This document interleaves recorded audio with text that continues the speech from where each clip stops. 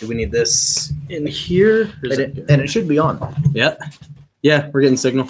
Actually getting signal this time. All right.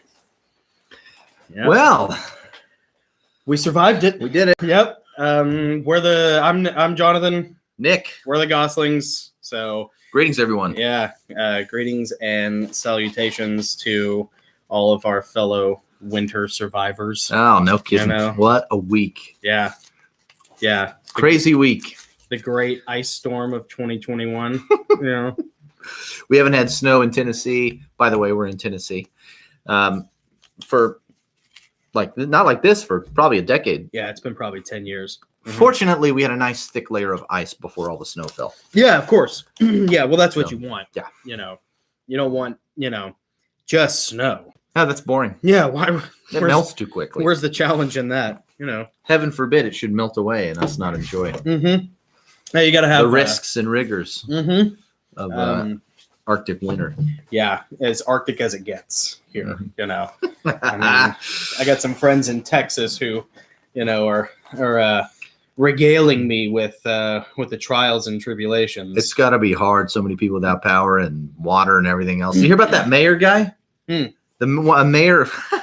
I think he was a former mayor. He had just resigned, but he got on Facebook or Twitter or something and was calling everybody a bunch of self-entitled wimps, essentially. Yeah. For whining and complaining that they don't have food and water. Right. He basically was berating them and saying, boil your own water. Just boil your own water. It's not the government's responsibility to care for your every need. And I'm like, pretty sure I pay the local government for water. Yeah. That's like part of my local government bill. Yeah, we pay the water bill. Pretty and sure taxes. Taxes are supposed to keep roads clear, That's water running. And you know what? Okay. He resigned, by the way. Did he? You know what? I could see. Where was he from? Texas, some town in Texas. Somewhere in Texas. You know what? He was in his 30s, though. He was a young guy. Millennial. Yeah. Yeah, a young guy that clueless. Yeah. And ironically, sponsored by the people he was berating. Yeah. Like the government pays his whole way since he's a mayor. Yeah. Is that right? Yeah. Yeah. So he's sponsored by the very people that he's taking a massive dump on. Absolutely sickening. Absolutely How sickening. pathetic. Yeah. Yeah. Well, and it's like, okay, I tell you what, and we'll lead into the toast with this. I probably shouldn't drink it. How about you're right, government doesn't take care of my needs for water. Okay. Give him that. Okay. You can have that. Okay. In return, I don't pay taxes. There you go. Because what is my money getting me except padding the pockets of and the overinflated ego of yet another useless crony bureaucrat. Yeah. And a lot of tax money, and I'm sure this is true of most municipalities, but a lot of the tax money goes to emergency services. Right. Fire, police, so forth. EMT. It's an emergency. Right. When people can't eat or drink and they're in their homes freezing to death. Yeah.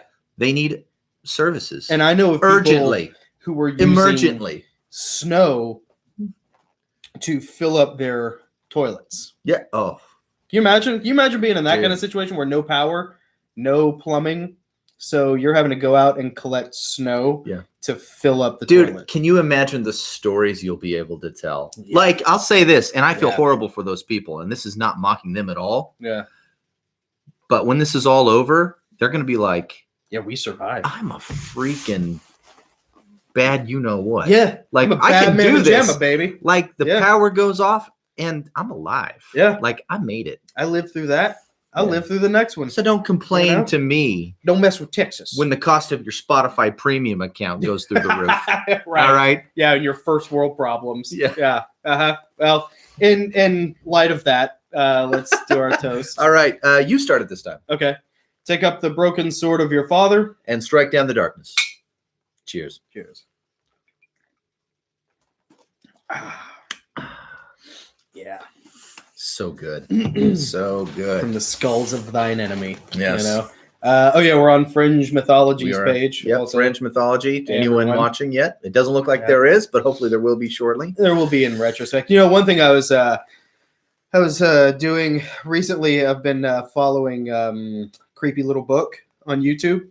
And I posted him a couple times on the Fringe Mythology page. Okay. Creepy Little Book is this awesome live stream. He used to just make videos, but now he just does like a nightly live stream. Okay. And he brought up a really good point last night. And last night's subject was UFOs and Bigfoot. Okay. And you hear that, Fringe Mythology? Yeah. We're diving in deep, right out of the chute. Going deep. Let's do it. Right in the deep end, right off the diving board.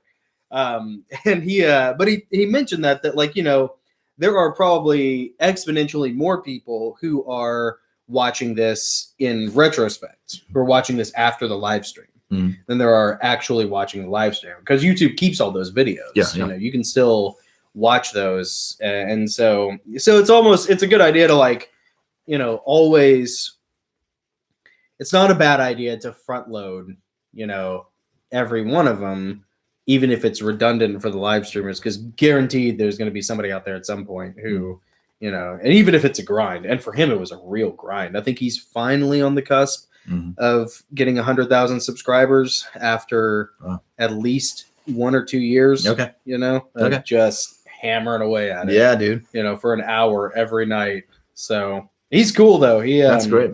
Yeah. He has a lot of really fun topics. He's got a cool Teespring store too. Sort of like, what does he sell on there? Like, what kind of, it's like merchandise? Yeah, just like coffee mugs, t-shirts, stuff like that. But they have like cool stuff like Defeat Moloch, you know, you know, like all sorts of, I like that. Yeah, all the kind of like Dragon Court stuff that we talk about, all that esoterica, that Arcanum, you know, he's big into that. And I don't think he'll admit it, but I think he's probably kind of the same as us, like sort of esoteric Christians. I think he's probably like an esoteric Christian, because he never talks about politics. Okay. He makes God bless him. He never talks about politics. He never talks about current events. And he's very smart for doing that. You know, Pete is very, very wise about that. So he's got a great radio voice too. Like, cool. And he does his live stream, I think, every night around 11 p.m. Central Time, 11 or midnight, something like that. But Creepy Little Book. Yeah. Look it up on YouTube. It's super cool. I'll try my little radio voice. Ready? Yeah. Lean into the microphone. That's what he does. Yeah.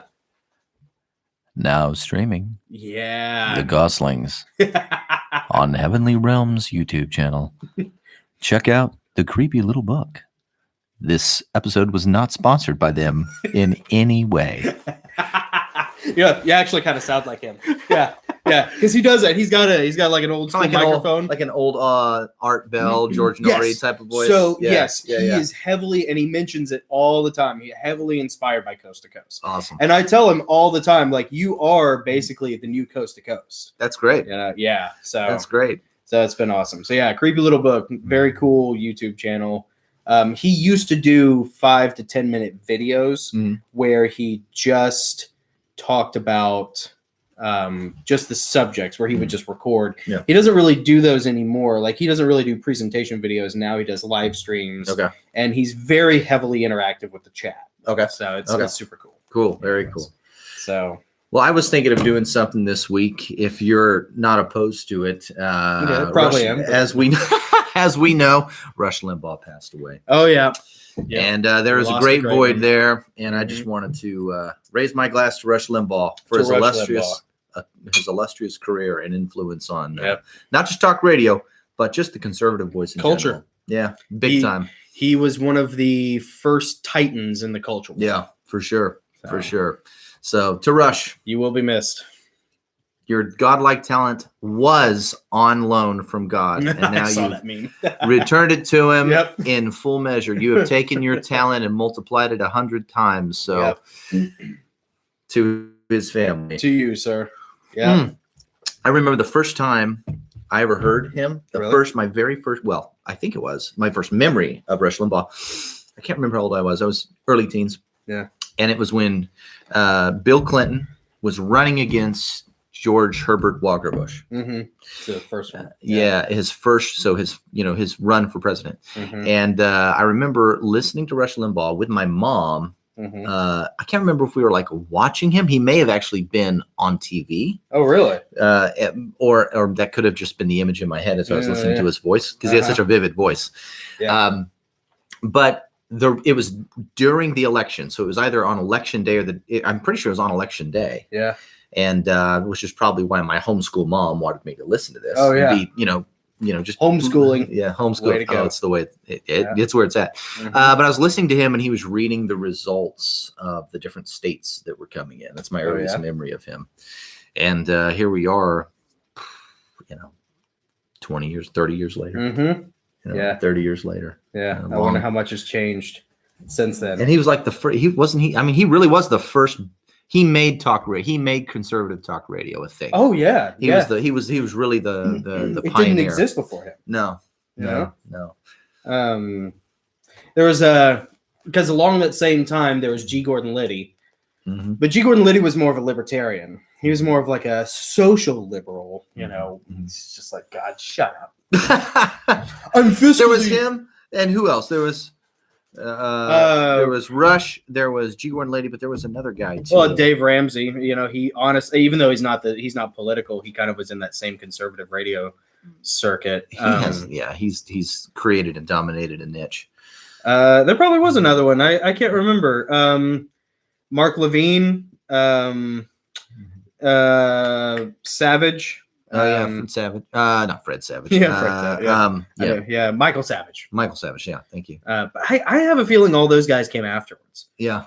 I mean, Rush Limbaugh really was the front runner. Yeah, he opened the door. Yeah, for those guys, he discovered the market. He blew it open like Kool-Aid Man. He just walked in and boom. I remember the days when he was smoking cigars as he was doing his broadcast. Yeah, good for him. Yep. Yeah, that's right. For him. Popping them pills, smoking them cigars. Man, big week for sure. Yeah. What's been going on with you? Well, I would have. In fact, I was actually late coming over here, because I swung by the house first to see if Amazon delivered my my proof copies. I got my proof copies. Nice. I'm waiting on them to come in for Wayfarers for the 5th Heavenly Realms book, so I can start editing that. Yeah. And then I got a proof copy for the unabridged edition of Heavenly Realms. Okay. I got my map in. Imperium Falling. Or it's Imperium Falling. Okay. Yeah. Okay. This is the 777 page version. Although I ran into an interesting snag with that one, which is why I ordered a proof copy. KDP will, they have a 776 page max for cream color paper. Okay. For cream paper. So, but for white paper, you can do more. White paper, you can do 820. Whoa. So, so I have 3 options. I ordered it in white paper because I just wanted to see if it would look acceptable. I can compare the two and see. Typically, people say it doesn't. White paper looks cheap and textbook-like compared to the cream paper. So. I think so. And all of the Heavenly Realms books have been in cream paper, just like I'm sure all of yours have. Yeah. So it's good for fiction. It's easy on the eyes. Yeah, and I think that's the deal. So I have a couple of options. If I stick with 777 pages. Because I'm adding the map, I need to deduct 1 page in the editing process somewhere. Okay. To keep that 777. Okay. But it'll have to be on white paper. The second option, I guess maybe there are only really 2 options. The second option is to bump it down to 770 pages and do cream. Okay. Which means I have to figure out a way to knock out 8 pages total to get it down to 769 plus the 1 for the map and bring it up to 770. Oh man, that's the juggling when you're leave OCD. It to you to max out Amazon's capacity to print your books. Look, I don't know if you guys have noticed that's this awesome. or not yet, but you're a killer. That's what I'm saying. Well, I appreciate that. It's also called being long-winded. So, but yes, killer. You never have to worry about having to, I never have to worry about word count. Look at this. This is my typewriter one-off. Oh, you did a page and a half. See, I did. I broke. We need to start setting some boundaries. I do need boundaries. Yeah, I do need boundaries. I wrote 2 of them. That was the thing.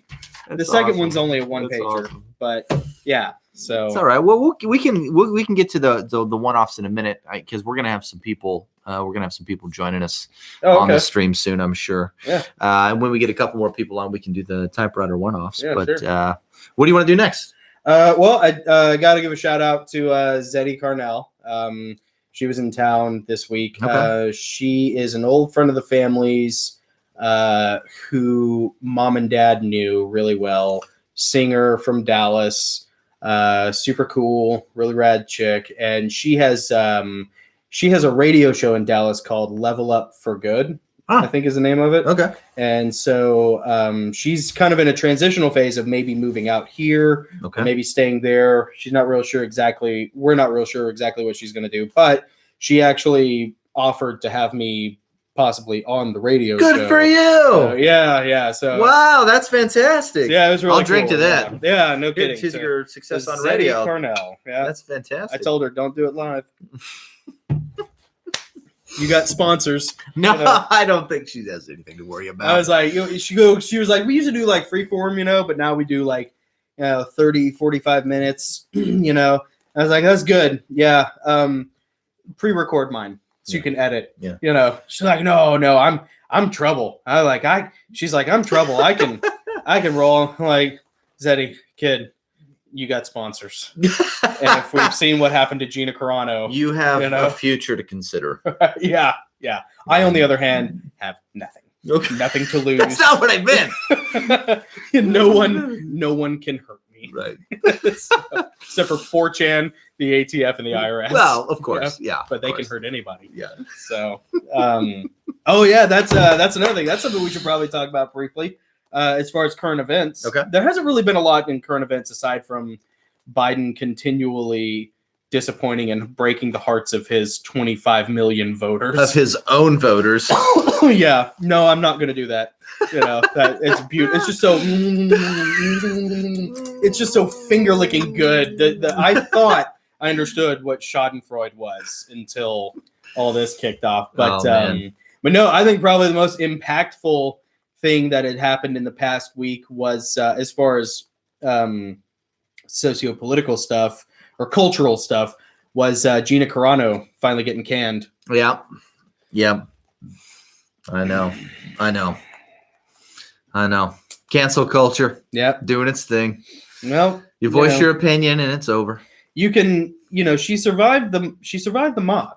She survived the outrage mob of freaks, the degenerate Twitter freaks. Because Twitter is the Mos Eisley of social media. Absolutely. It is a hive of scum and villainy. Mm-hmm. And it's absolutely disgusting. And they have been gunning for her for at least probably a year at this point. Yeah. And but you know what? There are certain people that you should not anger. Yeah. I mean, look, if you're, and it's not the Twitter mob, dude, if you're, and I understand, I'm all about, First Amendment rights and everything. But at the same time, she was already a character on the #1 show on Disney. Yeah. She was already firmly in the belly of the beast. She was. And, if you're if you're going to dance with the beast, and you have your arm on his shoulder and his big, meaty, bloody claws around your waist, and you're doing the freaking waltz, don't step on his toes. Don't. And she did. Yep. And I think she's amazing. She's awesome. But, yep. There are people who can't break in because they voiced a conservative opinion. She had broken in and then voiced her conservative opinion. Got broken out. And why would you expect a different outcome? Right. Right. Well, she's a fighter. I think she probably has that that fighter mentality. But but you're right, man. If you want to two-step with the devil, you can't. I'll tell you what. I'll tell you one thing. You can't polka. If you expect me to boycott watching The Mandalorian, right? Yeah, that's you can tune in somewhere else. Yeah, no, you can go because that's not happening. That's kind of what she said. I think she basically looked at Disney and said, "Sorry, Mr. President, I don't dance." Which, if you're cool, you know that's one of the last lines, if not the last line from Clear and Present Danger. Look, I love our Constitution. You gotta jump in the big game now. I love our Constitution. Our First Amendment is our most sacred right. Yep. But Baby Yoda. Yeah, but Baby Yoda. But Baby Yoda. Yeah. You know? Friggin' Baby Yoda. I mean, Mandalorian. Yeah. You know? Star Wars. The best thing that's happened to Star Wars since Jedi. Yep, exactly. Yep, the only good thing to happen to Star Wars since Return of the Jedi. That's right, John. This is the way. This is the way. This is the way. I have spoken. I have spoken. I miss that guy. I wish they bring Krill back. Yeah. That guy was he was great. Yeah, He was the Ugnaught. he was the fatherly mentor we all need. We all need. Yep. Nick Nolte. Who would have known? Yeah, I know. Was it actually Nick Nolte in the makeup? I don't know. I don't know. I figured they probably would have used just a voiceover. I gotta look that up. I don't think they would have put him. It looked like his makeup, but it it looked like he had Nick puppet Nolte. mouth though. It looked like he had puppet mouth. Yeah, so they could probably do voiceover. Probably. It did look like Nick Nolte. Yeah, they did make him look like him, which just added to the. Yeah, it probably wasn't hard. No, right? Yeah, I didn't. It's sort of like Ron Perlman as Hellboy. Yeah, you know, it's like you don't have to add a lot of makeup. Put some horns on him. Yeah, just paint him red. Yeah. Put some horns on. Stick him out in the sun. Red. Stick him out in the sun for a couple days, and and then just conk, conk, just conk, conk, suction cup those horns right on him. You know what's funny too is like Ron Perlman. Ron Perlman is an awesome character actor. Yeah, and in fact, actually, Hellboy and really just Ron Perlman's general disposition, along with Clancy Brown and Starship Troopers and Highlander, both of those all of those kind of melded together to create Mazarel. Mazarel is sort of like all of those guys mixed together, But Ron Perlman, man, yeah, Ron awesome. Perlman's awesome. So, anyways, man, poor Gina Carano. Yep, poor Gina Carano. Sorry, kid, call me, dude. But I can't wait for the Book of Boba Fett. Yeah, it's gonna be cool. Yeah, and Mando 3. I mean, Mando. I'm sure they're gonna do a third season. Yeah. I hope so, but they will. They're going to do both. I thought it would have been cool. This is too high concept for most audiences, but I thought it would have been cool if there was no Mandalorian anymore. Now it is the Book of Boba Fett, and they just continue to evolve the universe by telling these separate chapters. So it's still the same story with the same cast, same directors, same writers, but it's no longer called The Mandalorian. Now it's called the Book of Boba Fett. Yeah. And then you have a couple seasons telling that story. And then you open up a new chapter in the saga and you call it that. And you just keep evolving it, as this fresh thing. Hard to do.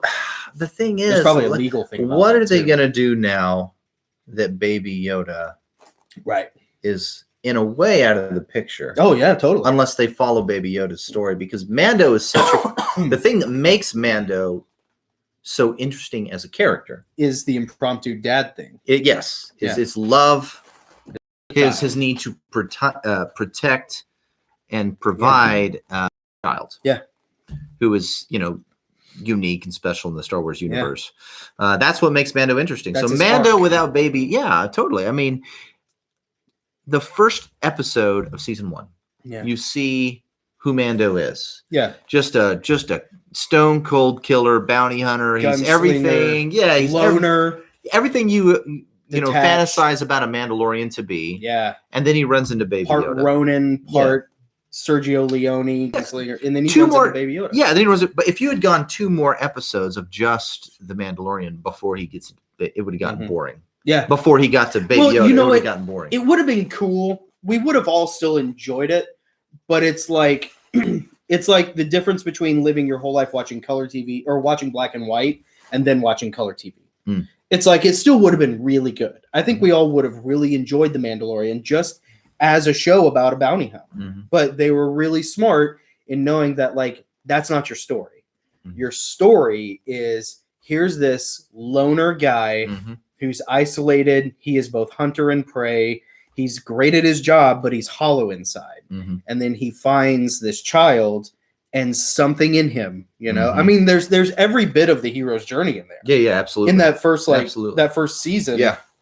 When he, or in the first, I guess, couple episodes or whatever, because he refuses the call, and he leaves Baby Yoda. Yep. and then you see the switch flip in his head. Friends come along. Yep. All that stuff. Yeah. And there, you know what? Even it's so beautiful watching him, like watching that switch flip and just seeing it in his helmeted face, just be like, I gotta go back.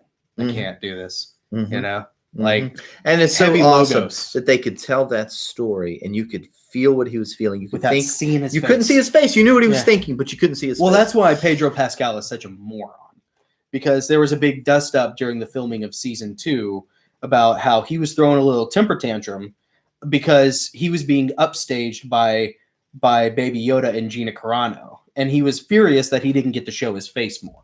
He almost walked off the show, but he's an idiot. Like, have you ever seen his Twitter? No, he's a scathing, just soft-handed California surfer. That's too bad. Leftist. No, man, keep the. We saw his face. We saw the mystery. Yep. You know, okay, that's your face. We don't care. You know, we don't care. We don't care about Mando's face. Yeah. Yeah. You know, we know he has one, and we saw it. Great. Great. But it's about his relationship with Baby Yoda, not his expressions or his acting ability. No, and part of the cool factor is the fact that he doesn't take his. That's like Darth Vader. Like, if Darth Vader took his helmet off all the time, would Darth Vader be as cool? No. So, like, it's sort of like Indiana Jones without the fedora, jacket, and whip. It's like, it's not quite the same. Yeah. When he's the professor teaching the class. Right, yeah. Or when he's like dressed up in a suit. Yeah. You know. Little bow tie. Glasses. Yeah. When he's like in a tuxedo or something, you know. And it's like, whatever, you know. So like, you know, you talk about an actor fundamentally misunderstanding the merit of his own role. Yeah. You know, it's like, dude, you just have to show up and just be the gunslinger. It's still his voice. Yeah, it's still his voice, and he does a great job with his voice, and he does a great job with his head and his body language, his gesticulations. Like, if you want to talk about how like superfluous most acting is, Pedro Pascal in that bucket Sugarloaf Great Helm just really proves that you don't have to have an emotive expression going to really. You don't have to have that. I mean, the whole the sum. What is it? The whole is more than the sum of its parts, kind of thing. Yep. You know, with the constellation of all the different people in the thing.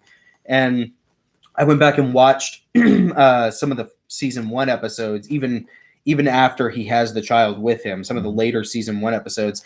And there is still, even then, before he has like his great commission that he has to go on, you know, his crusade, even before that, when he has the child, there's still this like desolate kind of lonely limbo kind of feel to those episodes compared to season 2. Yeah. Because season 2 is very driven, you know, it's very much about getting the child to point A and point B, you know, and all of the trials and tribulations along the way, culminating in the greatest finale in like probably TV history. Yeah. I mean, it's gotta be. Oh man. It's gotta be. It was so cool. Yeah.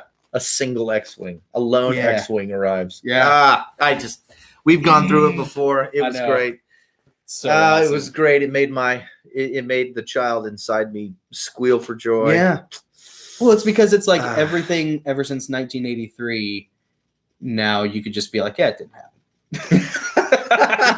You know what? And I'm pretty okay much, and I'm pretty much there. You know. Of course, my kids don't feel the same, but they were born, you know, in an age where you watched them sequentially, 1 through 9. You know what's interesting though is I've seen a lot of people in the past year or two start to come out and defend the prequels, because I think the new movies have been so repulsive in their political ideology. Yeah, there's a lot of agenda being messaged that they actually make people rethink their acrimony towards the prequels. Yeah, sure. Yeah, well, I don't. That makes total sense to me. Yeah, because at least they were pure. Yep. You know, I mean, they may have been. They were sticking to the story. They were just trying to tell the backstory. Yeah, you know? And you know what? I heard. Gosh, I can't remember who it was. Somebody on a podcast was talking about how Hayden Christensen's wooden dialogue in Revenge of the Sith was an intentional directorial, because Hayden Christensen, and we've known this for a long time. But Hayden Christensen is not a bad actor. He's kind of awful in those movies, but everybody's awful in those movies. Everybody but Ewan McGregor is just unbearable. I think Liam Neeson did a good job. Yeah, Liam Neeson's not bad. Yeah, Liam Neeson's Liam Neeson. You can't keep He brought weight to the movie. Yeah, as a recognized actor. You can't keep a Neeson down. No. But you know what? And there's also an argument that like he was more Jedi than the Jedi. Well, that's because he had a very particular set of skills. Yeah, really.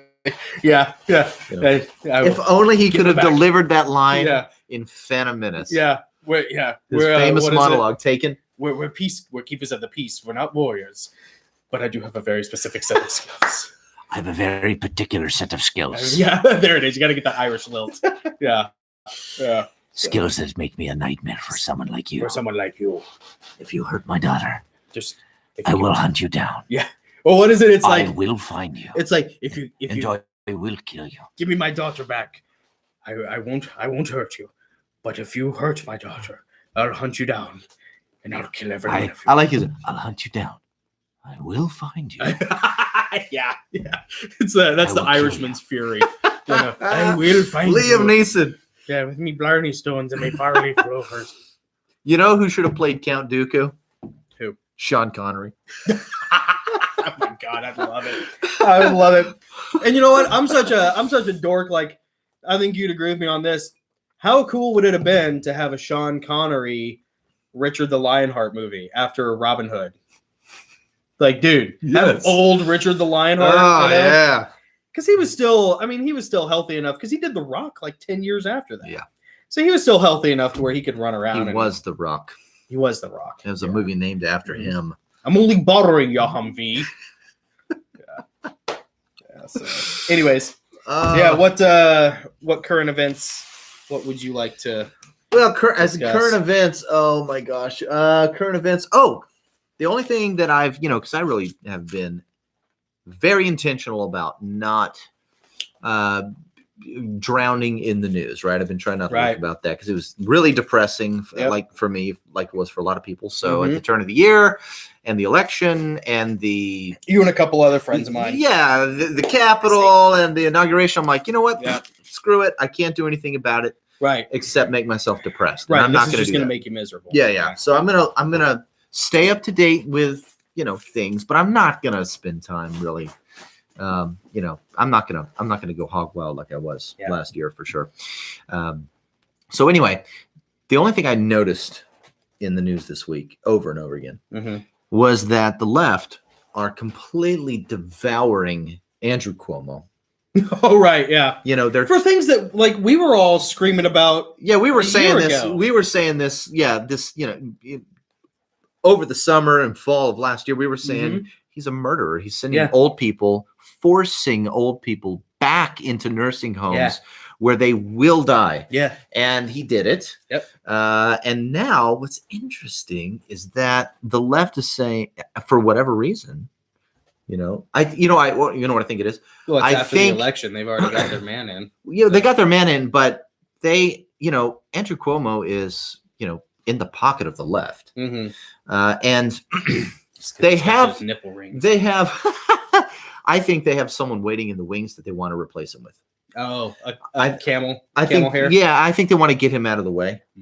I think they want to get him out of the way and get a new governor in there. It's going to be, I don't know. That's the only thing I can think of. It's the only reason AOC. Why I feel like or it could be that they're wanting to focus on that scandal to appease the 74 million people who've been totally shafted with no recourse. And they're like, all right, well, we'll give you Andrew Cuomo. Mm-hmm. We'll give you Cuomo. Yeah. Let's do that. I can't think of any other reason, but they're going after him, which is great. Even AOC. Yeah. But, the thing is, the left is so in lockstep. She's going after Pelosi before.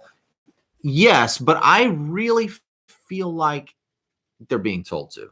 Like, I feel like right now they're in lockstep and they're being told that, like, this is what we're doing today, guys. We're going after Andrew Cuomo because we need to get a new guy in there. Yeah. We have some plans. And he needs to get out. Yeah. I don't know. And that'll appease, the conservatives. That'll make him think that there is justice, that there is some sense of fairness.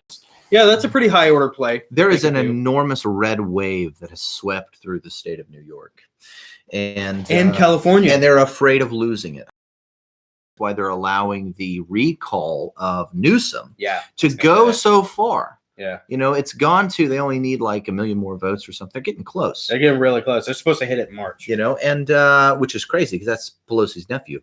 I don't think she cares. I think she cares about her party, not her nephew. No.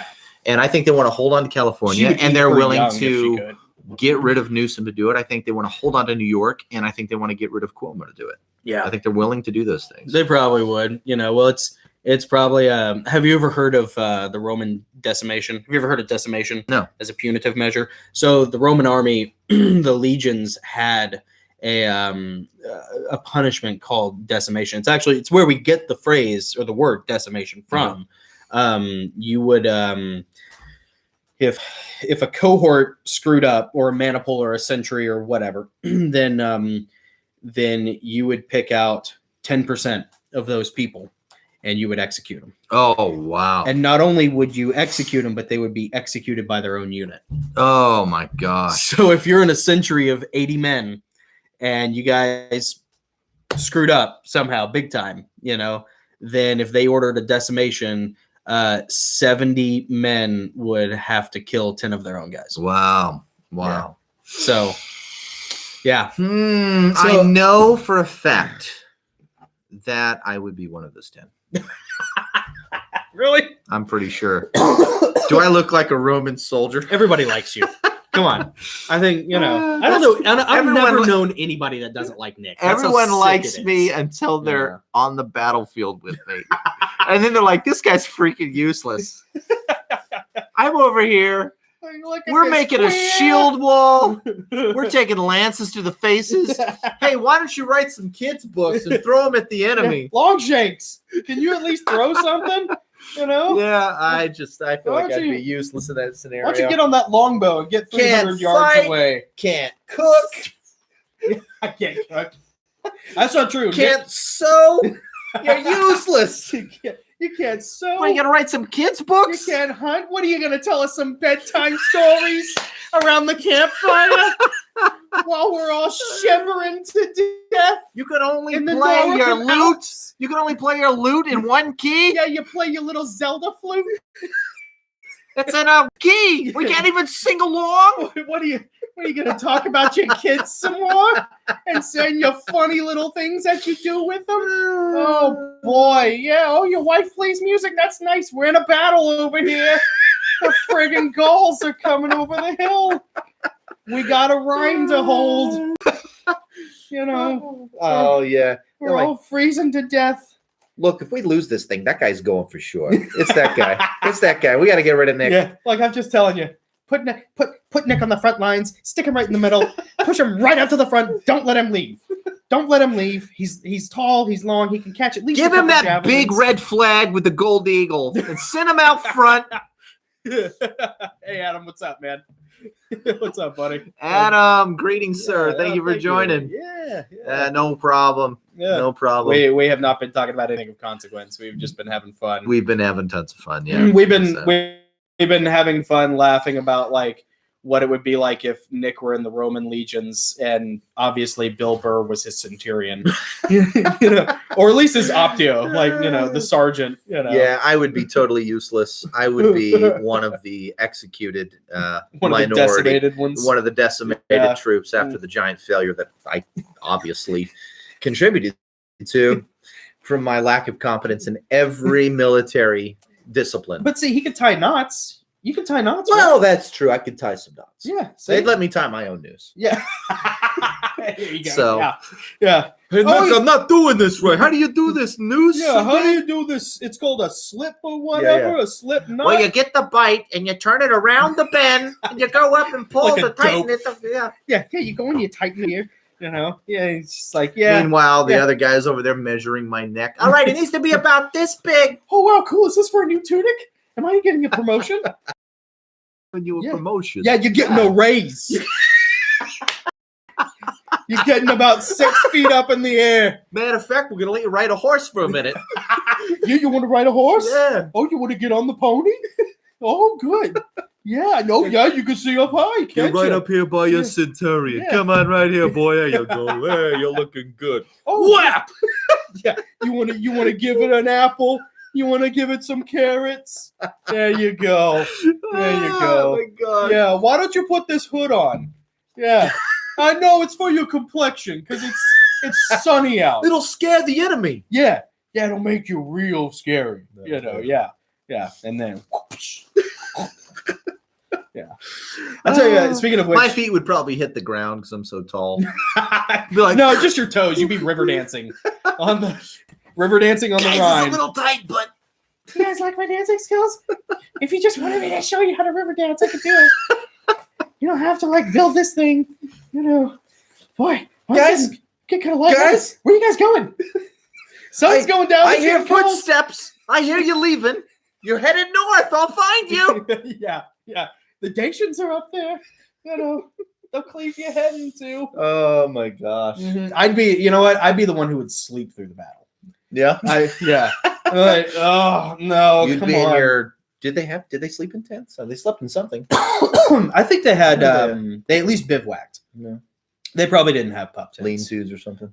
Yeah, they might have. I mean, it depends on what time period. Like if it were after 100 BC, I think that was the Marian reforms, where they changed up a lot of stuff. That's an interesting topic. If you ever want to if you're ever deep into ancient warfare, nerddom. Yeah, this is no, it's not nerddom. I mean, this is history. It is. It's pretty cool. Yeah, I'm impressed. The Marian reforms. I mean, that's deep down the history hole. That's impressive. No, I'm seriously impressed. Well, around up until then, they formed what was called the Triplice Asics, which was three lines, really 3, if not 4 lines, if you counted the skirmishers, and it was the Hastati, which were sort of the young new recruits, the unblooded, the privates, the corporals, the lance corporals, and then they were sort of meant to weaken the enemy.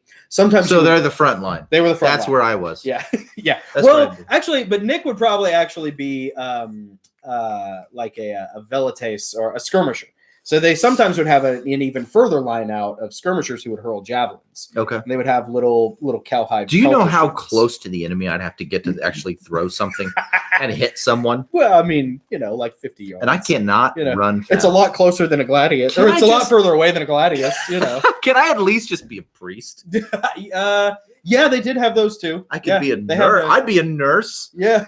I'll be a nurse. I don't know. Did they have medical guys? I think they just didn't know medicine. I think they chopped a blade, heated it up, and then. Yeah, I wouldn't want to do that. But then behind, I couldn't even chop my own guys, right, in a satisfactory way. Well, yeah, I mean, it's tough. It's tougher than it looks. I'm sure. So I've been told. No. And then behind the Hastati, they would have the Principes. And the Principes were the sergeants, That's such a deceiving name, though, because Principe, obviously, that's the Latin root for, prince, ruler, leader, And then behind them, they would have spearmen, which were the Triarii, which were the veterans, the old assaults. Right, the ones who can throw a spear and hit something. Right, well, and their spears were thrusting spears like phalanx. Oh, I see, okay. And so those guys, there's actually an expression called down to the Triarii, which is a Roman expression that said that if your enemy was super tough, you would throw your velites rangers at them, and that would soften up the enemy. And then you send in your Hastati, and if your Hastati may or may not break the enemy, but your Principes, which are your backbone or your main line, your muscle, they pretty much always eventually would break the enemy. Oh, Principe as in principal or primary? Principal. Main. Yeah. Okay, I see. Okay. But then if the Principes didn't work, then you would have to bring in your Triarii as your last ditch. This is the backbone. Super seasoned veterans. Yeah, and if those guys couldn't do it, then you couldn't do it. Right. But then around 100 BC, there was this, I can't remember if he was a prefect or he was someone, or a senator. He may have just been a senator, named Marius. And Marius created what became known as the Marian reforms. and he completely renovated the legions. He did away with the triple axis or triple A6, and he replaced it with the standardized legionary that we all know of, like the Lorica segmentata armor, the Scutum shield, the Gladius, and then 2 of the Pila, the javelins. And because before it kind of was a hodgepodge thing, but now it's like there's no spearmen. You might have skirmishers, but probably not. It's really just like, everybody wears the same uniform. Everybody has the same armor, because the Hastati typically would wear lighter armor. The Principes would wear heavier armor. And then the Triarii were almost like Spartans in their heavy armor. They were the heavy infantry. So the Marian reforms did away with all that. They also toted around something like 40 to 60 pounds worth of gear that was not armor. That was like entrenching tools, cooking tools, sewing kits, and they carried them all in these wicker baskets, and they became known affectionately as Marius's mules because they were just like pack mules. And so Who was Marius? Who was Marius? I think he was a Roman senator. I can't remember. He either was a Roman senator or he was a prefect, but he was a revolutionary in that development of the system, and he standardized and made everything uniform. And so then that actually is what made the Roman Empire such an efficient killing machine, is because everybody wore the same thing, everybody carried the same gear, everybody used the same weapons, everybody had the same training. It was a 25-year commitment. And it was extremely rare for a centurion to retire. You almost never retired. You almost always died. Sense. So and that's where they came up with the idea. No one still really knows how they actually fought, but we think the best guess is the Roman legions under the Marian reforms fought in a way to where like the front lines would rotate. The front guys would rotate out and the next guys would come in. So boom, fight here, and then either a flute or a whistle or a call or a drum or something would change because they had flutes or horns that they would carry with them. And then they would rotate out and the next guy would come in and, you'd fight for 5-10 minutes, however long it took. Wow. So it's fascinating, man. There's some cool books. Gaius Marius, Roman statesman. 107 BC. Nice. Yeah. Thank you. Thank you, Adam. And I'd like to interrupt here too. And by the way, Marcus Barr is watching. Marcus, welcome back, bud. You've watched before, man. Thanks for joining us. But I would like to just point out to anyone watching now or who will watch this later on, I'd like to commend you on your depth of research, and I think that shows people like what they're getting when they pick up one of your books and read, because there's a lot of military action in your books. It's real heavy. And it's not just stuff you're throwing together, not just using things you've heard here and there. Right. I mean, you've done research to really figure out what this would look like. I did. In 2003, when I got really serious about writing Empyrean Falling, which, by the way, I'd been writing it for 5 years at that point. But when I got super serious about it, I spent probably $300 on Amazon books, which back then was a lot. That was something like 30 books on everything from Alexander the Great to the Spartans to the Romans to even like Troy and the Phoenicians, just all different types of everything pre-gun. If it was pre-gun, I probably have a book about it somewhere. And I would pick and choose material from them. But the really fun thing about the Heavenly Realms series, especially with Empyrean Falling, is I cobbled together and cherry picked all of these like super cool, units and special divisions from ancient and medieval history. Nice. Very nice. So, Gothic knights, sort of like barbarian irregulars, Spartans. There's the standard hoplite. The standard hoplite. Yeah, there was a guy, or there's a type of angel called the cognoscente in Empyrean Falling, especially, and they're basically just Spartans. Yeah, they're cool, and you can kind of get away with it from a world building perspective, because like Paradise Lost clued me into this. When in Paradise Lost, if you've ever read it, Paradise Lost is a fascinating thing to read. I hesitate to call it a book, but but there's definitely a sense of that, like, we're going to teach people stuff. Like when Satan and Lucifer they're building the Pandemonium Fortress right after they fall, they are formulating their plan with the other fallen angels. And all of these fallen angels start taking on these personas of what would become false gods. And so I believe that actually happened, by the way. I really do. Yeah, I do too. And it's a running theme throughout Heavenly Realms. And it's the same kind of thing of like what we were taught, which is that whole Genesis 6, Grigori, Nephilim, Watchers, Enoch kind of thing.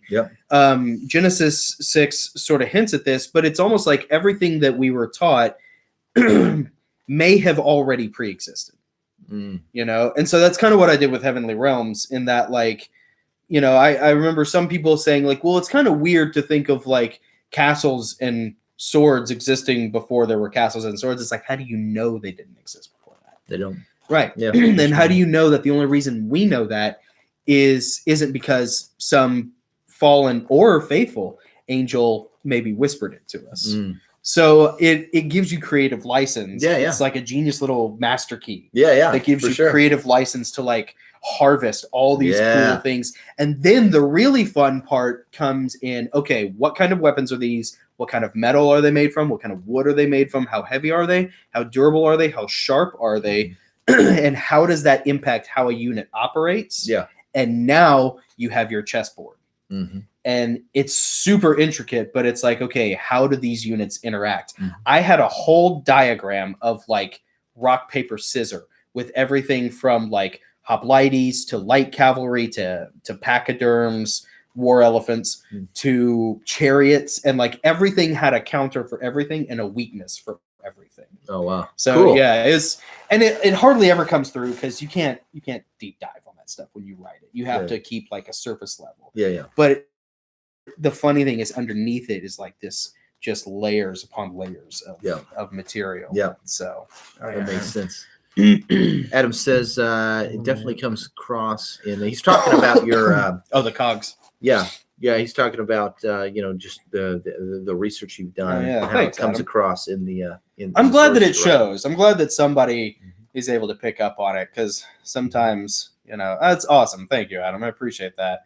Yeah, and I came up with the nickname Cogs when I was doing the rewrite for the Cognoscente.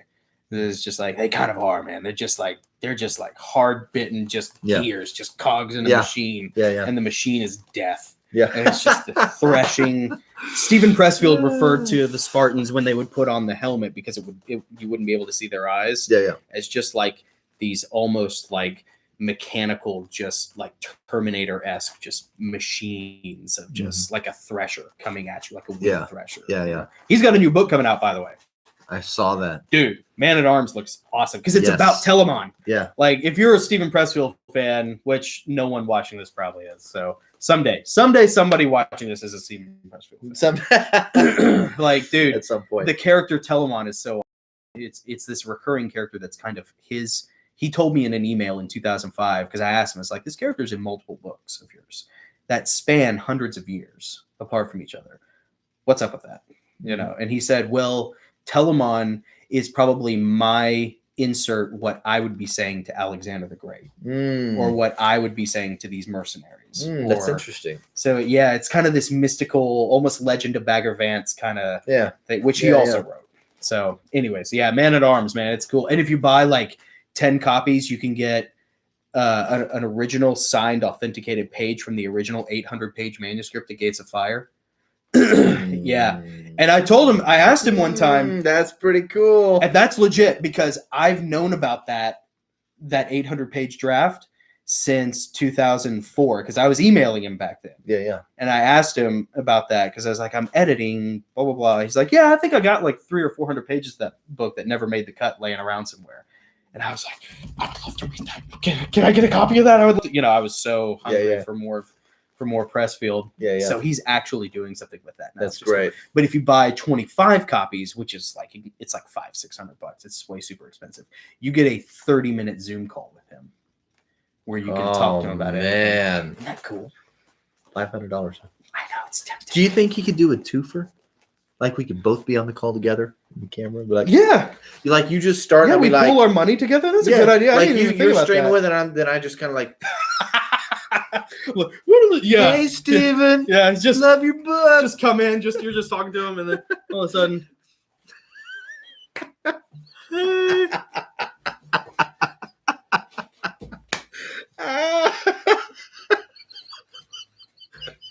that's some Conan O'Brien humor for you. That's some old school Conan O'Brien humor. You know, so good.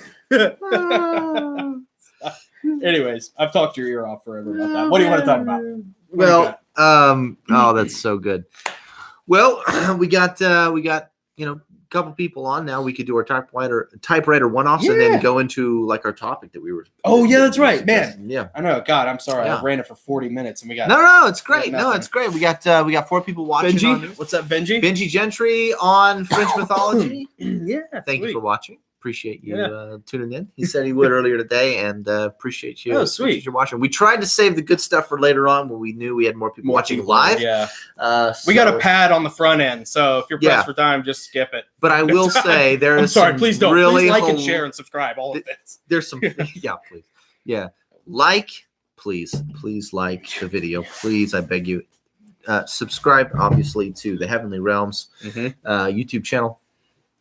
Smash the notification bell, all the things, do all the things. But we just appreciate the people watching live so much. Thank you for doing that. I think we should do our typewriter one-offs. Yeah, absolutely. And we'll do, as tradition dictates, we'll do rock, paper, scissors to see who goes first. Oh, Adam, you thought that? Yeah, it is pretty funny, right? Conan O'Brien, man. Old school Conan O'Brien. Nick and I grew up on that in Mystery Science Theater 3000. MST3K. Yeah, oh, baby. Man. Joel days, especially. Joel. Yeah, the Joel episodes. Oh, so good. Did you ever, Adam, watch, we're gonna do our thing, but tell us if you've ever seen Mystery Science Theater 3000, if they had that on any of the BBC channels. If anyone's watching or Benji. Yeah, Mystery Science Theater 3000. So good. Yeah. So good. Tom Servo, baby. Who made an appearance, by the way, in the original Troops video, the original like Star Wars fan fiction parody, where it was cops, but it was stormtroopers on Tatooine. Really? Yeah, they go to like find the Jawas. They're looking for the droids, and they have like some Michigander accents. The stormtroopers are like, "Oh yeah, well, whose droid is this?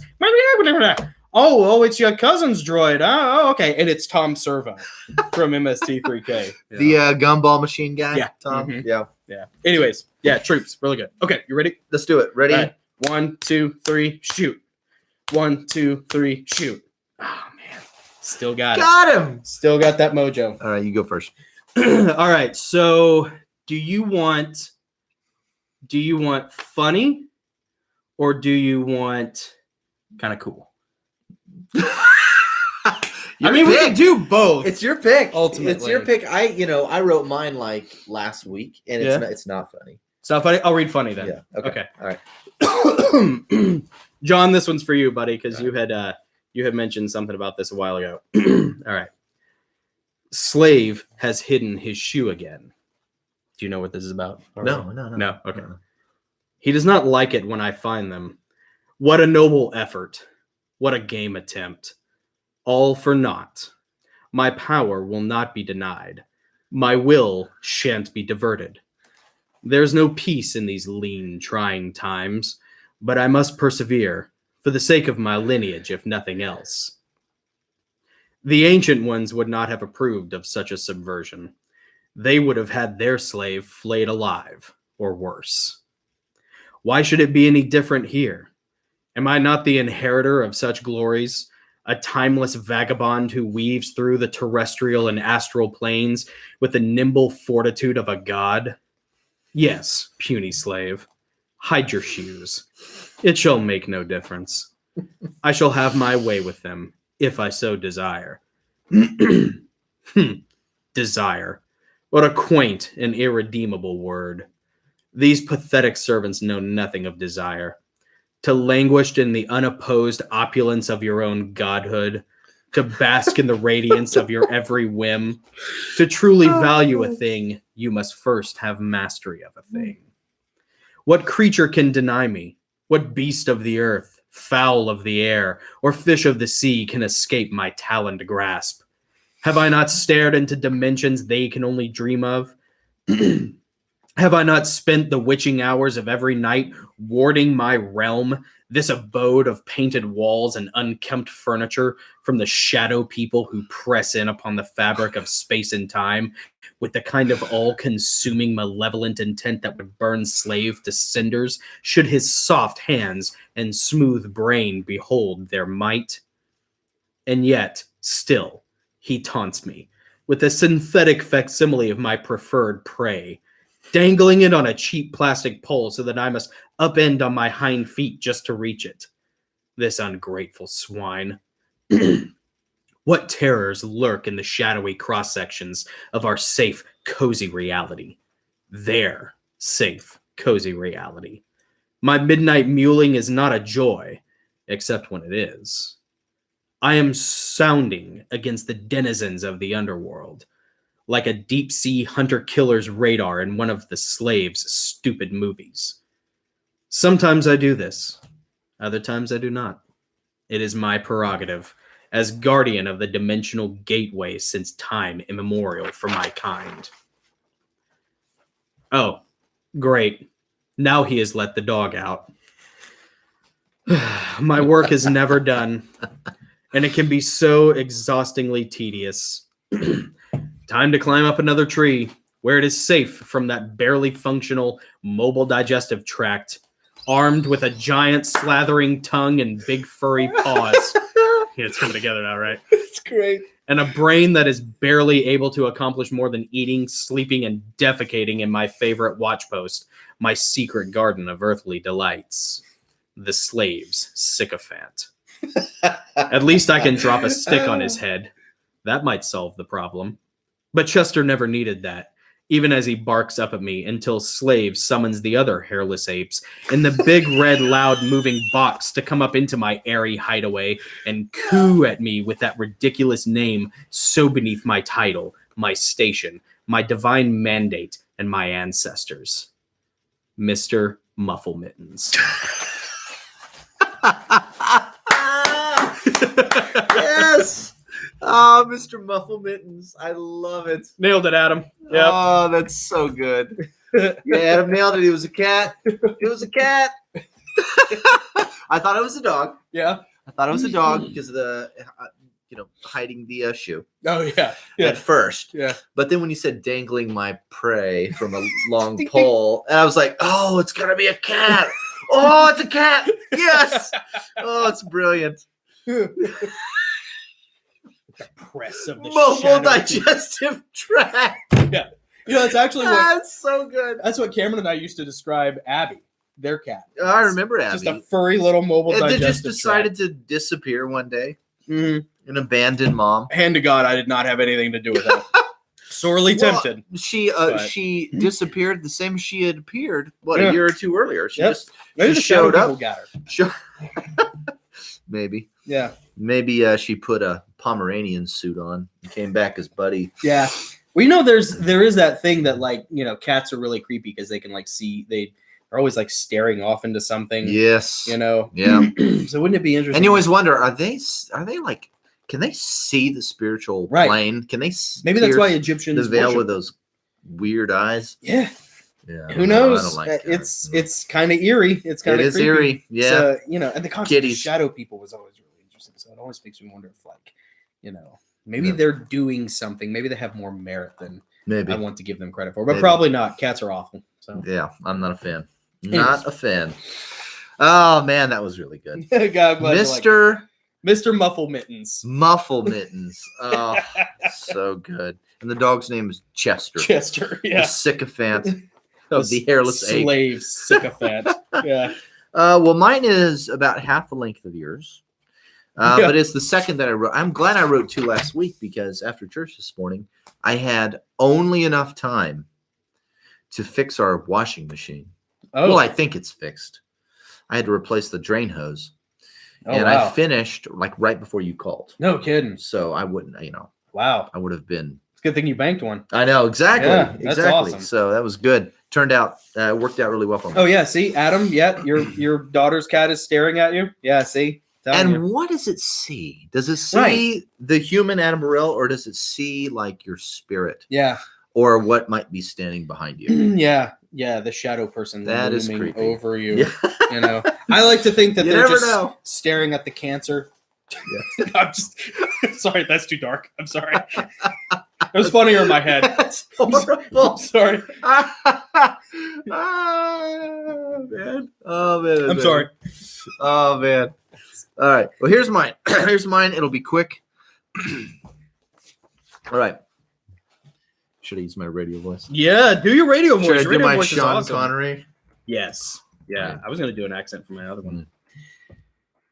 Well, maybe I won't. I won't do my Sean Connery. I'm not I haven't warmed up to it yet. I see what you did there. They were too good for this world. Often one hears that at a funeral, and typically of a young life that ended tragically. No one ever says the same of the elderly when they pass away. Yeah. Though I would like to lay before you my case that nothing could be closer to the truth. One who has tasted the full measure of life, one who had bolstered themselves effectively against its slings and arrows, or at least had weathered the vicious tempests of loss and endured the turning of the world through its ugliest times of war and unrest. Are they not worthy of that title? They are, in fact, too good for the world, as the world could not stop them. Is the silver too good for the furnace? No. It was made by it, proved by it, and refined finally into something that, in the end, was, in fact, too good for the flames. I'm not saying now that the tragic death of the young should be remanded of the praise. Not at all. For children are also too good for this world. Why else would this world spin like a millstone, grinding away the innocence of humanity's most unadulterated specimen? But let us not forget the aged oracles who have grunt and sweat under a weary life, and stand ready to speak their learnings to the impetuous and oft clog-eared youth, to better bolster them from the mean and pernicious turning of the world. It stands there, grinning, salivating with lustful hunger of the wolf, waiting to devour them. But the elderly know but the elderly know how to deal with that old wolf, and indeed have proven themselves infinitely better, too good, in fact, for the world. That's awesome, dude. My tribute to the elderly. That is so cool. You know, I was thinking about that earlier today, too. Like, the veneration, because Cameron and I were talking about stuff to sort of throw away, stuff to keep, and the veneration of your elders. Like, that is such as a conservative, as a Christian, as a traditionalist, you know, that veneration of the elders, it's not popular in culture. No. It's probably more prevalent than culture would like to let on, but it's powerful, and it's really cool, man. Yeah. Like, you know. Yeah, we're missing a lot. Yeah. We're missing a lot. We don't, you know what? Andrew Cuomo is a great figurehead for how culture in general values the aged. Yeah. Which is to say, when things get really real and things get really tough and dangerous. Yeah. What do we think? You know, let's just corral them into their little. Yeah. You know. Well, and you know, it's so antithetical. I really think there are only two types of people in this world, ultimately. I know it's reductive to say that everybody has a version of it, and there are a lot of good versions, but I honestly think that, like, there really are people who have God and people who don't have God, and that's it. Yeah. I mean, really, if you could crystallize it, and the people who don't have God don't seem to really prioritize, because they don't prioritize anything beyond themselves, because they put themselves in that vacuum. Nature abhors a vacuum. Yeah. Jason always used to tell me that, and he's absolutely right. Nature abhors a vacuum. And so you have to fill that God space with something. And if you feel it with yourself, you'll always prioritize yourself. Like when this snowstorm kicked off, you know, did any of us call like our friends, you know, first? Who's the first person you call if you're okay and you don't need any help? You call the vulnerable. Mm-hmm. I called my 90-year-old great aunt, Mm-hmm. you know, on called my buddies first. Yep. You know, you reach out to the people, you know, because you want to, as a protector, as a man, you seek to protect. Yeah. You know, and that veneration of the elders. And two, like you think about how lost we will be when it's just us. You know, like, did you watch any of Game of Thrones? I know exactly what you're talking about. I mean, when I felt the pre-tremors of that in my life when Dad died. Yeah. You know, it was the first time that, well, you know, my Grandpa Lewis had died before that, and we had lost, Grandpa Lewis when you know, but we still had a generation above us. Right. We still had parents. Yeah. And then when Dad died, I realized there was this tremendous vacuum. Yeah. For you know, fatherly, you know, father. Oh, Benji's taking off. Benji, Yeah. Thanks for watching, man. We'll see you later. See you, bud. We'll talk. We'll catch up soon. Way to ruin them. No, I'm just kidding. No, but when Dad died, I realized that there was, you know, there was a void. You know, my mentor, the wisdom that was being spoken into my life, that was gone. Yeah. You know, and I realized that I don't have anyone who's going to feel that. And I realized how small my circle actually was. Yeah. You know, Yeah. but I think those people are still out there. And I've always, you know, I've been on a quest to find them and, you know, find the right voices and influences. And, you know, hopefully I will find them and sit at their feet and learn. But I mean, they'll never be Dad. But yeah.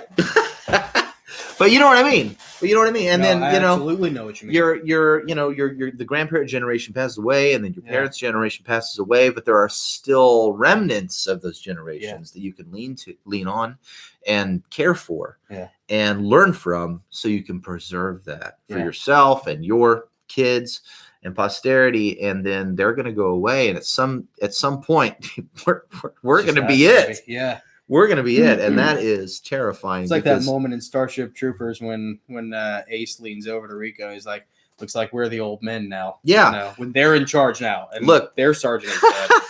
You know? When you and I are the old men, when there's no one left, and we're the old men, I'm going to be like, hosed, baby. Yeah, well, goodbye. I'm out. Yeah. Well, did you ever watch much Game of Thrones? Yeah, I watched the whole thing. You watched the whole thing? Yeah. Okay. Oh, that's funny. See, we've never actually talked about the final season of Game of Thrones, so now I know what we're gonna talk about at dinner tonight. Right, yeah, we're going to Migos after this. Yeah, baby. Some Mexican you better food. get ready, you Minna, because I'm coming. Yeah. I'm so sorry, God. Yeah, we create an international incident. But there is a point in that show, and that show really, there are obviously other shows that really, you know, present this as well, that same exact thing. But there is a point in that show where the only good guys left are the kids.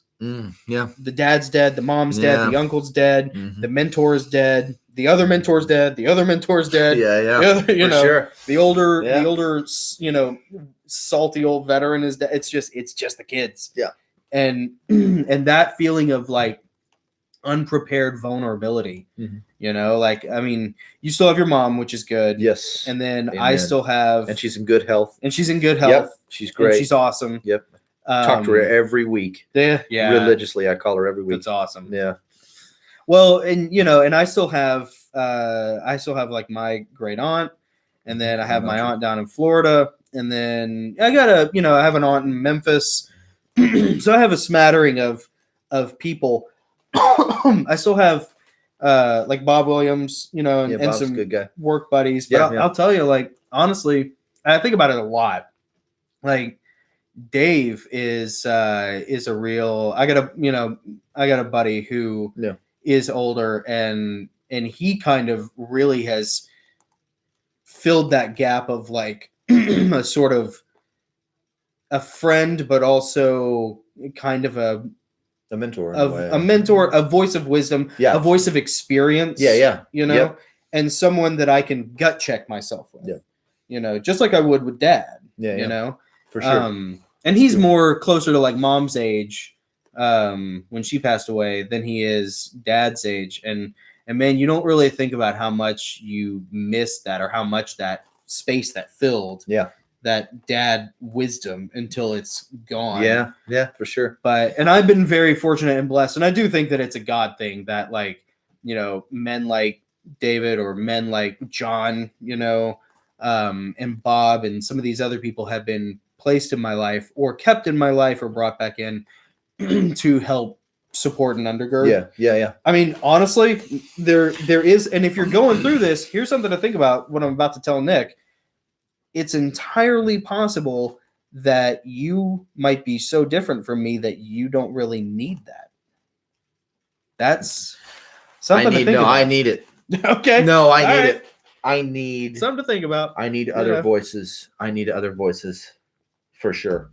Well, but you might not need that elder voice as much. Maybe not as much as. No, I think I do. Do you? I really believe that. Yeah, Okay. I believe that without a doubt. Yeah. Jim's a good one for that. He is. Yeah. Jim's good. He's a decade my senior. He's experienced a lot of different facets of life that I haven't. Yeah. And he's always been a great, my best friend, of course. Yeah. Yeah. And he's very. I like to know his opinion on things because he's solid, he's balanced, he's not over measured. He's measured. Yeah. Absolutely. That's how David is. Yeah. And John. Yeah. And Bob. Yeah. I mean, Jim is definitely a friend and I see him as a colleague. Right. But I don't, and I don't know if he's watching this or not, but I've never seen him. Absolutely. I've never seen him and he's my best friend, but I don't see him necessarily as an equal. Right. I see him as someone who's a little farther down the trail than me. Yeah. And that means a lot to me. Yeah. That means a whole lot to me. Well, that's a cool, there are three or four major masculine mentor types. There's the older brother, which I would put like Bob in that category. Yeah. And then there's the uncle, which is like that same level of your father, but more detached. So more, potential for mischief and for risque fun and not as invested, So, and someone who's outside that you can confide in. And then there's the father, the father mentorship role. And then there's the grandfather. Yeah, the elder. Yeah, and all of them are so important and they're so cool. Yeah, and I miss the grandfather. Yeah, I miss all of my grandfathers. Yeah. Oh man. Yeah, I know, man. We're going through some of Granddaddy's just his clothes and stuff. Yeah. I mean, mainly just not a lot of sentimental stuff, just like orthopedic shoes, Yeah, his diabetes shoes and all that kind of stuff.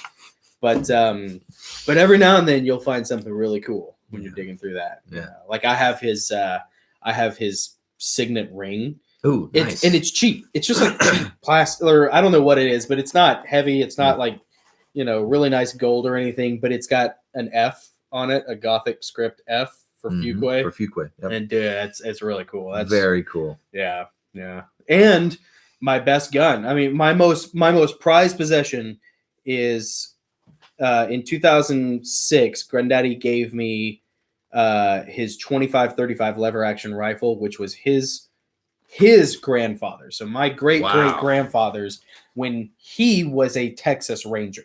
Dadgummit, that's cool. Yeah, and dude, I would give away everything. Would we get deplatformed if you brought that and showed it on the live stream? Would we? Oh, dadgummit. Yeah, unfortunately we would. I think I don't take know. A picture of it. We put a link in the.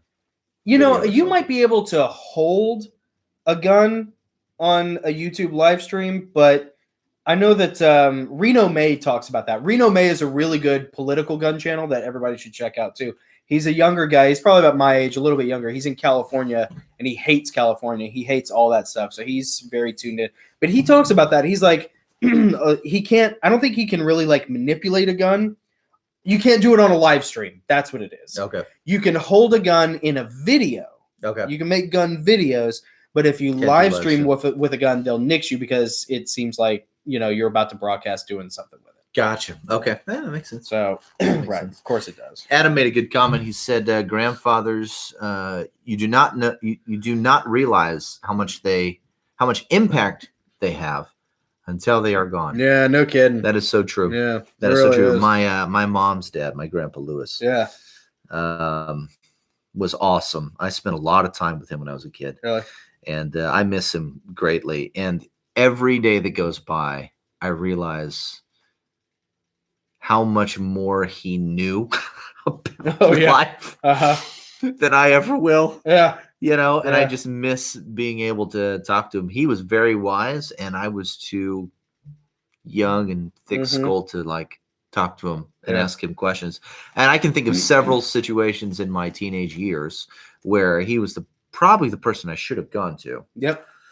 And I did too. Yep. And, me too. Man, missed that. Was he really outdoorsy? Yes. That's what I thought. He was very outdoorsy. Yeah. He was so Let me show you how outdoorsy what's he was. I'll show you something of his that's super. Nick has a memento of his that's super cool. I can't remember what it is. Of many great people in here. Here's one outdoorsy memento. Yes, that's what I'm thinking of. Am I going to get deplatformed for this? I don't know. Whatever. Are you going to get deplatformed? No, you know what? I don't care. It's cool. This is my. Jamie's pulling her hair out right now. She's like, I don't understand. This is my grandfather's hatchet. This is actually so cool. It's a throwing hat. It's a throwing tomahawk. Yeah. And he was kind of a mountaineer, mountain man, but he purchased this hatchet and assembled this, and was in like different competitions with his little mountain men. Oh, really? Clubs and groups. Yeah, they would throw. They would do bow and arrow. Coolest. They would do black powder rifle. They would throw hatchets, and they would make. He had the full thing. He had like the leather the leather shirt and pants and moccasins with the fringe. And he made it from deer he killed and tanned the hides and cut them out and put it together himself. That's legit. Oh man, That's really cool. He was hardcore, man. Hunter, fisherman. He was a great outdoorsman. Well, because there are a lot of guys who do that, but they just buy that stuff. But yeah, man, Grandpa Lewis apparently he's sharpened this. It's not sharp anymore, but he's because I've thrown it. yeah. But you can tell he's ground it down several times. Cool. Yeah. See, those kinds of things, those are like talismans to me. Those things are touchstones, like almost magically imbued touchstones. I say this as he bangs it on the concrete. Yeah. I'm not going to break anything in here. They're like touchstones to your past. They're heirlooms. Like, I think there's power and stuff like that I think is cool. I don't know if it's necessarily like on a metaphysical level, but close. Yeah. I think there's just something that cowboy hat up there is his too. Oh, that's the gray awesome. one. Yeah. Yeah, that gray felt one. See, that kind of stuff is really cool. Pictures are okay. I'm not a huge fan of pictures. I do like them. I like physical pictures, but that kind of stuff is where I think that's a guy thing. As a guy, you gravitate towards absolutely. These talismans, these glaives, it's just, a piece of him. You think about all those things about him and the things that he enjoyed doing. And, it's either, someday when my grandkids think about me, what are they going to have? A phone? Like, oh, I remember Granddaddy Nick. He loved his flip phone. Wow, he sure did like his flip phone. And I still got it. Boy, that's cool. Boy, he sure did like my grandpa had like a tomahawk. Yeah. Like a sharp weapon. Yeah. A skull splitting. Mm-hmm. Yeah, I have all of Granddaddy's old guns. And it's the same kind of thing. Like he's got a Spanish Mauser. Yeah, and that's so one thing that John and I always love to talk about. John Edwards, because he's big into the 7.57. That's a great caliber. 7.57 is awesome. Yeah, and it's the Spanish Civil War. Anyways, but Granddaddy bought that for like $50 back in the 50s during the race riots at Friedman's Army Navy surplus. Oh and they had like big 50-gallon. And I don't think race riots in the South. Yeah. 1950s. Is in Metro Nashville. That's where he always lived. Hot dog. And they had and they had like just barrels on the shop floor, just full of these things. And you just picked out whichever one you wanted and just paid $50 for it, and off you went. Wow. And that gun is like, oh, it's awesome. Oh, it's man. a cool gun. That's crazy. So crazy. What? Let's see. They will have your legacy in the books. Yeah, it's true, in the books, man. Yeah, that's true. Yeah, Adam says they'll have our That's a good legacy in point. the books and the stories we've written. Yeah. I hope so. Yeah, and the cool thing about the kids' books is that the kids have had a tremendous influence and a lot of input on those stories. Yeah. So they'll be able to They're share real that. touchstones. Yeah. So they better share it. Yeah. They better share it. Yeah. But, You know, I miss my grandfather a lot too. Granddaddy was awesome. Dickie Fuqua. Yeah. And I remember it's funny. I think we've talked about it before. But like I remember one time Granddaddy was he was in the Air Force on the tail end of Korea. Mm-hmm. And then so during the Cold War. He and G Mama were very hip, very, trendy, fun. They were always like having parties and having friends over. Very good people. Yeah. They weren't like degenerate or anything. Church going, good, solid people. And he was a Golden Globes boxer before he went into the Air Force. I always forget that about him. Yeah. He knocked out a foul-mouthed lawyer in the middle of downtown Nashville one day. Oh my gosh. That made the paper. I got to find that newspaper clipping. That is awesome. The lawyer had called up and was looking for Granddaddy because Granddaddy owned a collections agency for a little while. And he was very good at it. But he was very friendly about it. And that's what made him good at it. Yeah. Granddaddy was very soft-spoken. Or not soft-spoken. He was that John Wayne type of just few words, very quiet, but friendly, amicable, approachable. Yeah. He liked a lot of people. Yeah. And but man, this lawyer was not happy with Granddaddy about something and called up and couldn't get a hold of him, so he cursed out at Granddaddy's secretary. Oh man. And Granddaddy found out about it and then found the guy on lunch one day, like coming out of a restaurant in downtown Nashville, met him in the middle of the street and whack. Like Jimmy Stewart in Mr. Smith Goes to Washington, laid him out. Woo! Mm-hmm. Yeah. So, but I'll tell you one thing that Granddaddy told me. So watch what you post on Facebook, folks. Yeah, honestly, because real men, we will find you and we will hurt you. But Granddaddy, I remember one time I was big into Star Wars, like you. Huge Star Wars fans growing up in the 80s and early 90s, and so I was obsessed with space. And I asked Granddaddy one time, I was like, "What kind of? Do you think like there are like weird aliens out in outer space?" And Granddaddy, without missing a beat, this is a guy who came from the Air Force and grew up during the Cold War. Yeah, I mean, we're talking rockets, 1950s, 50s, 60s. We're talking immediately on the heels of Area 51. Area 51. Roswell. Yeah. And two things that I totally dismissed as baloney back then, but now, on the other side of the impertinence of my youth, I really start to rethink is one, he and G Mama watched the moon landing happen on live TV, and both of them were like, that's not real. Interesting. They watched it. They were the generation that saw it live. Interesting. And both of them were like, I don't think that really happened. And then the other thing is when I brought up Star Wars and space and aliens, Granddaddy, without missing a beat, was like, I don't think there are any aliens. And I remember asking him what do you mean? Yeah. It's a lot of empty space out there for like just us. And Granddaddy, without missing a beat, was just like, again, he was just like, yeah, but you know what? The Bible doesn't mention any aliens. True. So I don't believe in aliens. And it was that simple. And it was done. Yeah, it was done. Yeah. And I remember just being like, just poo-pooing that, just being like, okay, whatever, Granddaddy. Of course there are aliens.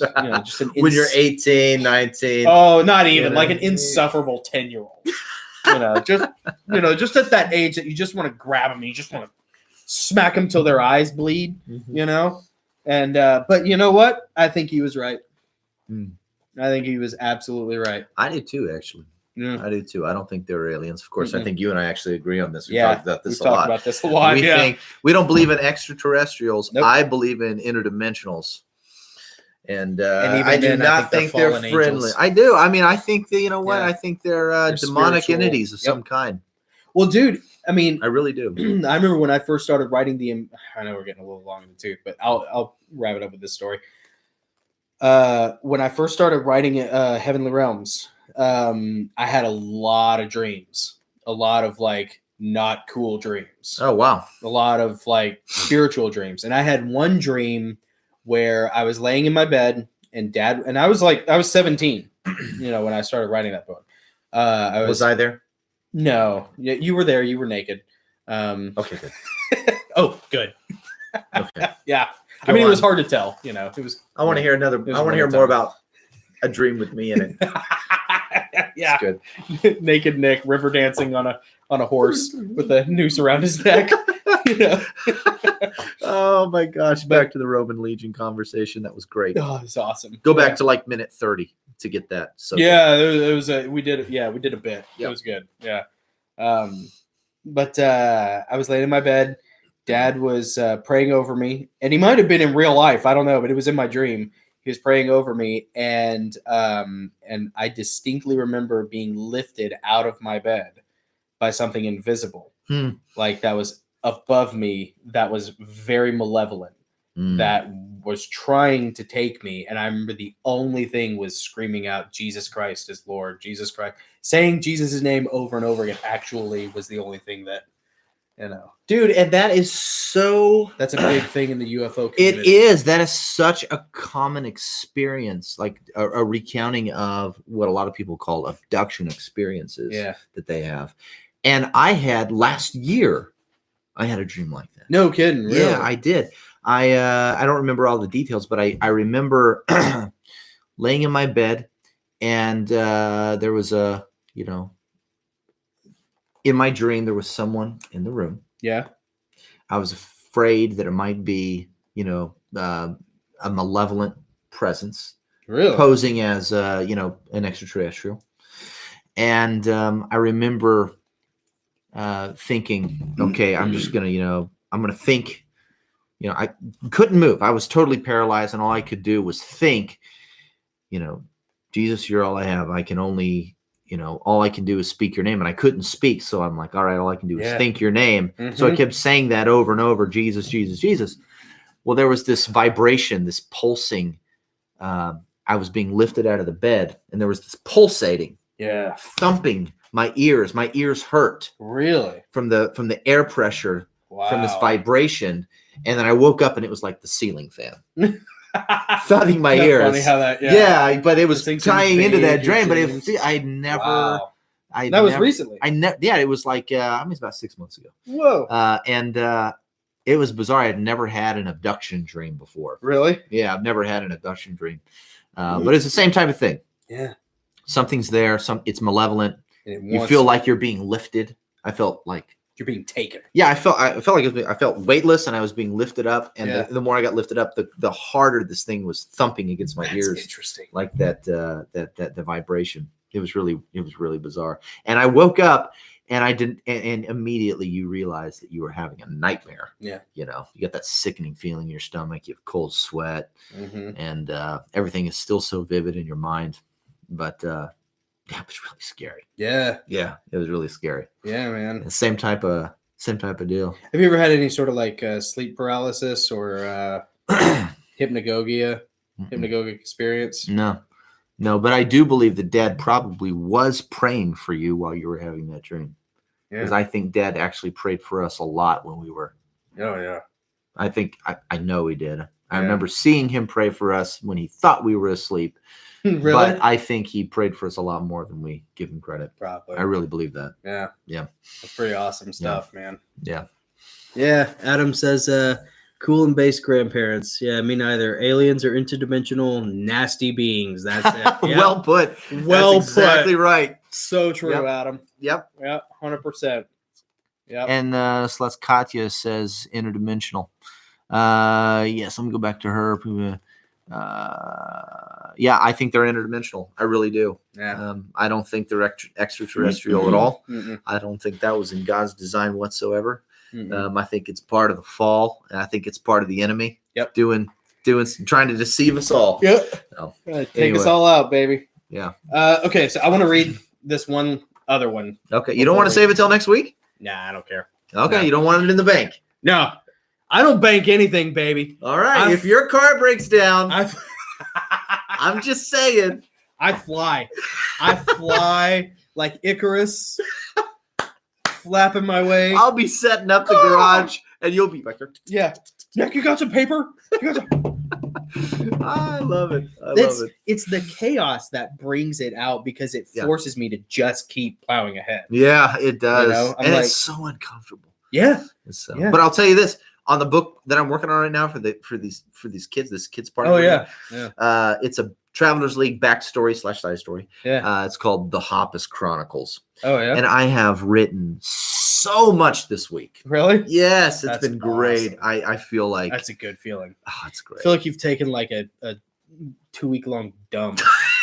I feel like a dog that hadn't been walked in a month, and you finally get one 5-mile trek, and you're exhausted. Your tongue's hanging out the side of your mouth. You're so happy. You're just smiling, and you can't move. You're just laying on the just futon. Can't wait to like get on the tile and just lay on the air conditioned cool tile. That's how I feel this week. Yeah. It feels really good. I'm glad you mentioned dogs. Yeah. You'll like this. Okay, yeah. Go for it.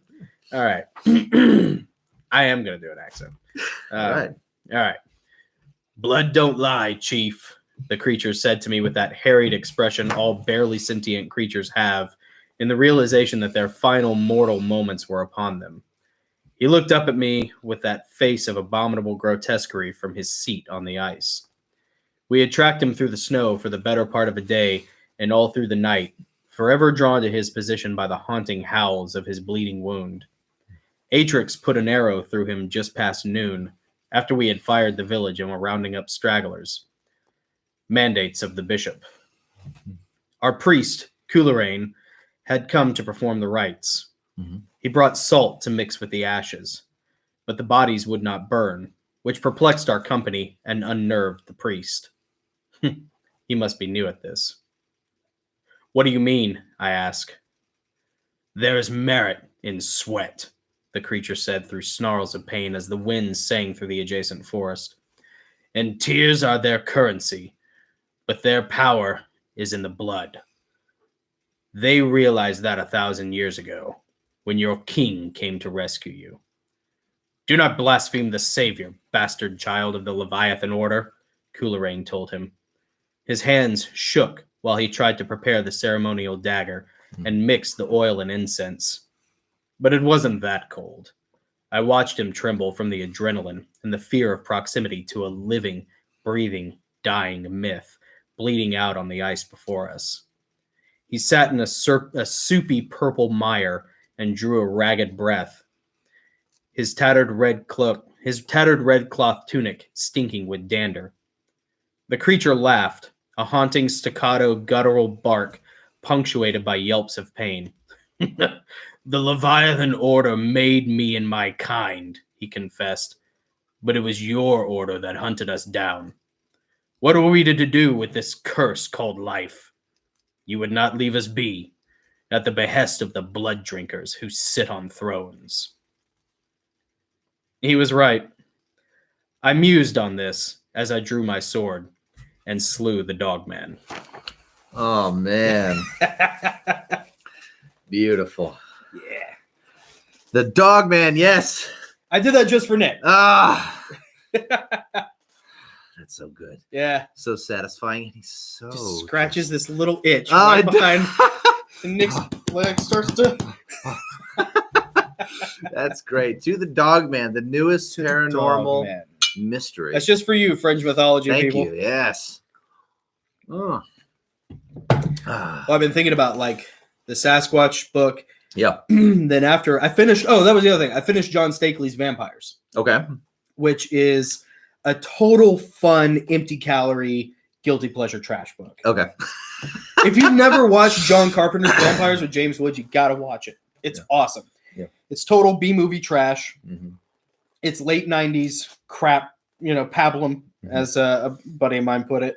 But it's awesome. James Woods' performance makes that movie. Absolutely. It's so much fun because of it. And the book The book is obviously very different, but the movie is actually really toned down compared to what's in the book. I believe it. And the book is like, it's written in that very passionate, wet, sort of free form, kind of unmeasured, just bloody. It's just a bloody writing style, you know, very like exuberant, you know, the thrush of blood. And but you know what? He really nailed the seductive, hypnotic, warping abilities of the vampire.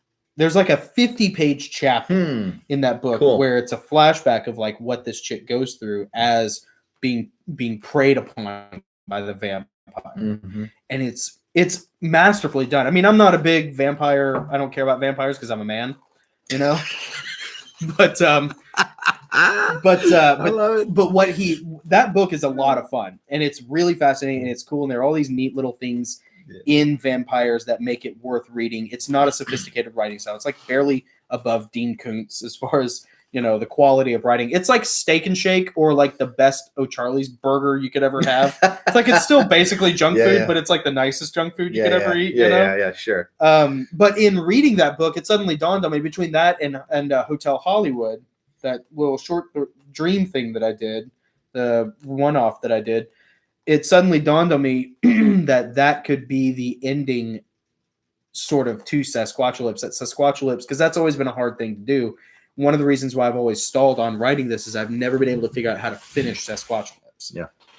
So I thought, like, okay, well, what if Sasquatchalypse bled into a story about vampires? And what if vampires, or at least the people who are the familiars and the acolytes of vampires, were all of these parasitic blood drinkers from ages past? The Plantagenets, you know, even like so many people in powerful positions can trace their lineage back to, like, isn't it like Hillary Clinton or somebody who can trace their lineage back to Vlad the Impaler? I'm sure she thinks so. Yeah.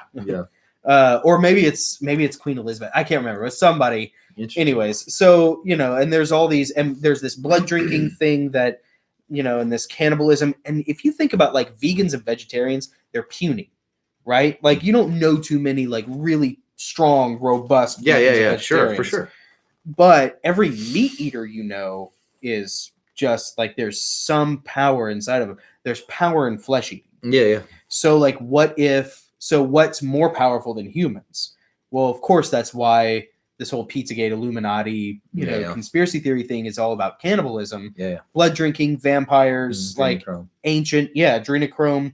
There's a movie called Ravenous, an old movie from the late 90s or early 2000s with Guy Pearce that's about cannibalism, set in like the Civil War era. It's really good. It's worth watching. It's a very quirky movie. It's like horror, but it's funny. It's really weird. Anyways, and part of that is the immortality of cannibalism. So I thought, like, okay, well, you know, you have all these geriatrics, these septuagenarians in DC who like, I mean, they seem way too mentally acute for what they should Nancy be. Pelosi. Yeah, and I mean, that's not saying much. Like, they are borderline retarded. I said it. Yeah, Joe Biden. Yeah, sure. You know, Beijing Biden. Or Biden B. Turtle McConnell. YDN. Yeah, Turtle McConnell. Yeah. But there is like this creepy aspect, and Trump too. There's this creepy aspect of like, there's vitality in these old people. Yeah. That does not exist in the normal world. You know? It makes you wonder. Yeah, and then you look at Hollywood and like all these actors, you know, who just like chain smoke and do a bunch of drugs, and never age. He's like and don't die of lung cancer. 97 years old, Tom Cruise, and he looks like he just got out of the F-14 cockpit. Yeah. So like it makes you. So I don't know. It's a cool. I'm sure it's been done 1,000 times. But I thought, like, wouldn't it be cool? Because the first line is "Blood don't lie," which actually was a line that Mandy Zeddy gave me, Zeddy Carnell, and I thought, like, that would be a cool tie-in sequel to Sasquatchalypse. You know, let's see. I've seen the movie, haven't read the book. The book is the real thing for sure. Yeah. The book is awesome. Yeah, they're like hordes of hordes of Montgomery birds. They really are. Oh, that's so good. It is. It's the adrenochrome. I'm telling you. Yes. anyways, I thought like into that Dragon Court thing with what's his name? Gary Wayne.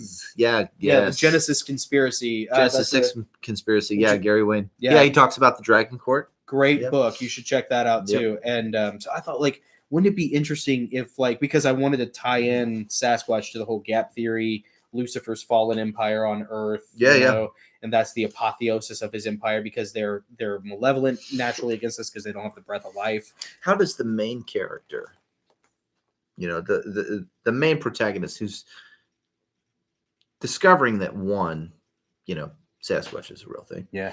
Two, there's some strange, mystic, apocalyptic event upon them that is, you know, directly tied to this increased activity by Sasquatch. Mm-hmm. How does that main character discover all of this knowledge? Yeah. You know, like, how do they discover the idea or the theories of, you know, I don't know. Dragon Court or all that? That's, you know, and you know what? And I think that you can't plot that. That's a good point.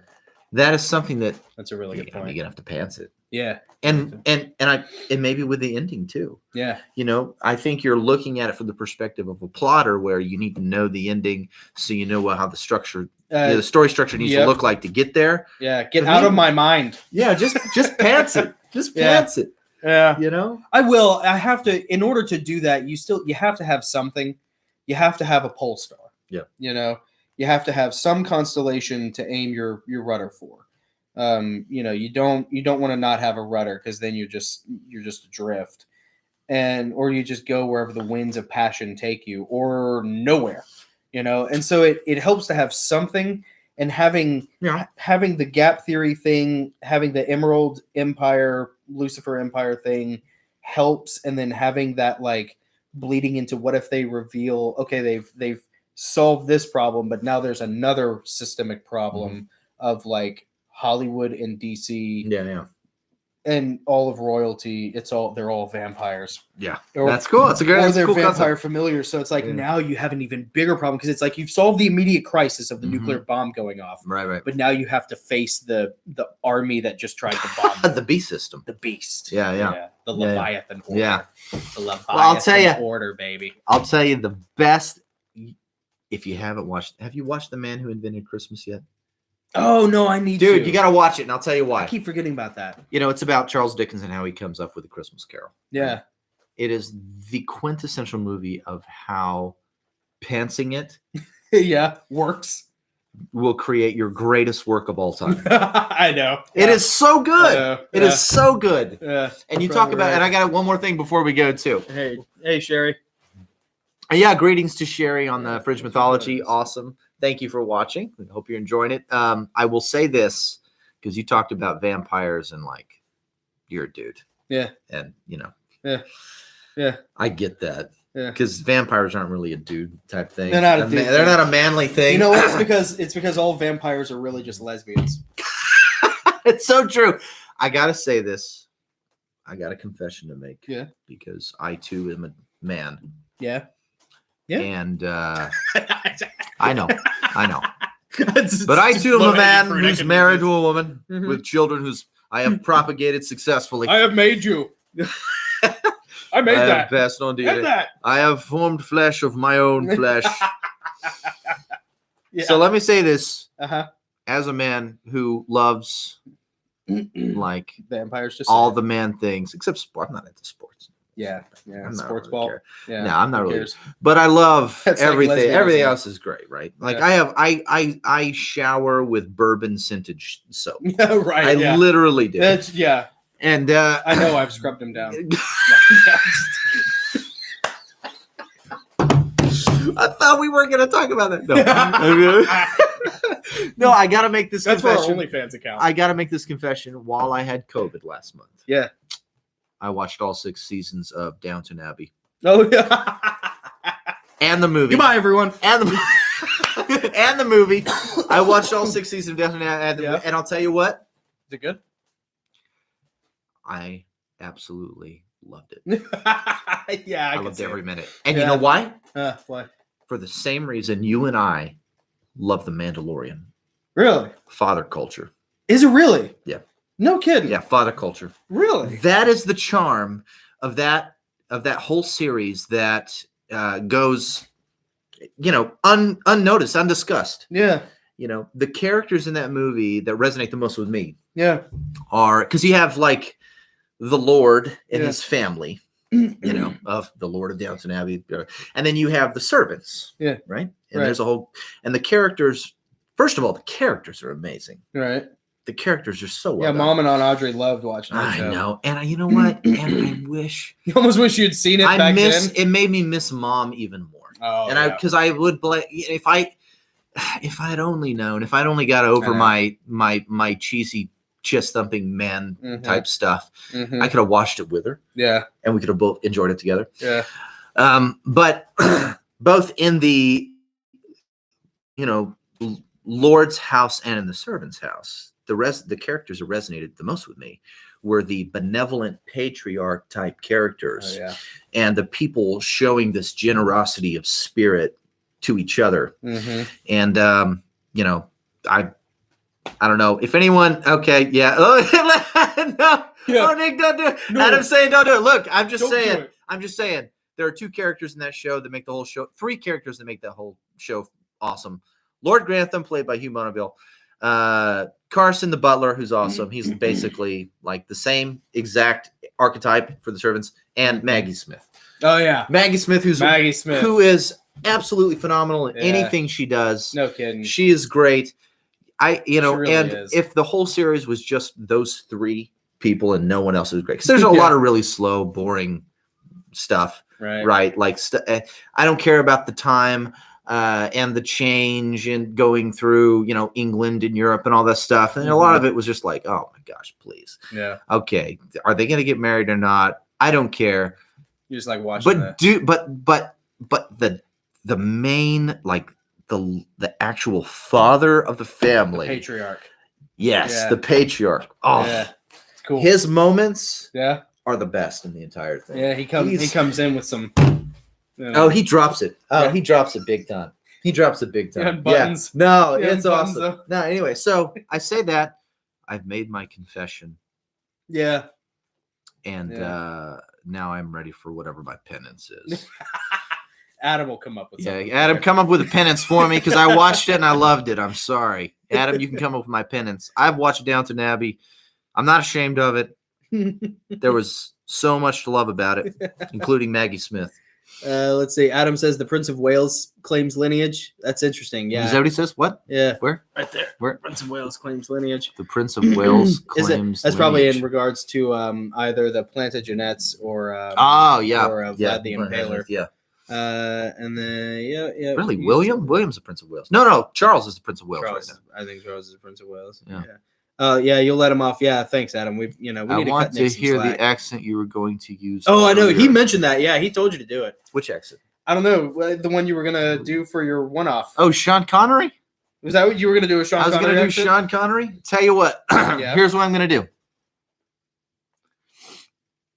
Charles, yes. Okay. So next week's typewriter one-off, I'm gonna do the whole thing in Sean Connery's voice. Yeah. So tune in next week, baby. Or maybe Sean Connery and Liam Neeson talking to each other. You know what? If you could do that, I will buy your dinner. I'm going to try. I will buy your dinner. My typewriter one-off next week. It's only going to be one page. That's so crazy. It's going to be a conversation between those voices. Maybe not those people, not those characters. I'll come up with my own characters, by God, because I'm a writer. It'll be in those voices. You should just build a conversation based off of like Liam Neeson's dialogue in movies. Like just pick lines from his movies and then pick lines from Sean Connery's movies and just read. I will find you. I am the Rock. Welcome to the Rock. Do their lines. Yeah, I should do that. I'm only borrowing your Humvee. But I'll tell you what. The only reason I even have the stones to even dare to try to do that is because I've been listening to Adam's narration. Oh yeah, of Fire and Chaos and Pirates of Scoogie, books 3 and 4 of my series. No kidding. And I'm like, oh, that sounds so good. Yeah, I wish I could. I wish I could sound like that. That's so great. He did. God, we gotta get out of here. It's I know. 2 hours. I know. This is the longest one ever. Yeah, you know what? I gotta brag on Adam. I had this chapter that I made where for I do. Sturm and One of my characters does have a Southern accent. And, yeah, and it's okay. I can't wait to hear that. It's okay. Yeah, and you don't have to do a Southern accent. If you have something better, just go with it.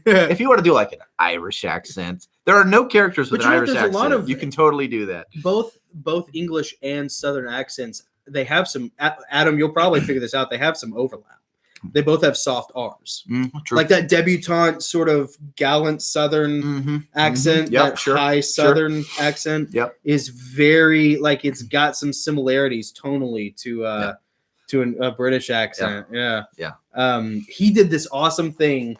I had this chapter in Sturm and Drang, the next Angel book to be released on Audible, where Satan goes down into the pillars of the earth, where the waters of the deep are, where the abyss is, and he's standing in like this yawning, completely pitch black chasm that stretches endlessly.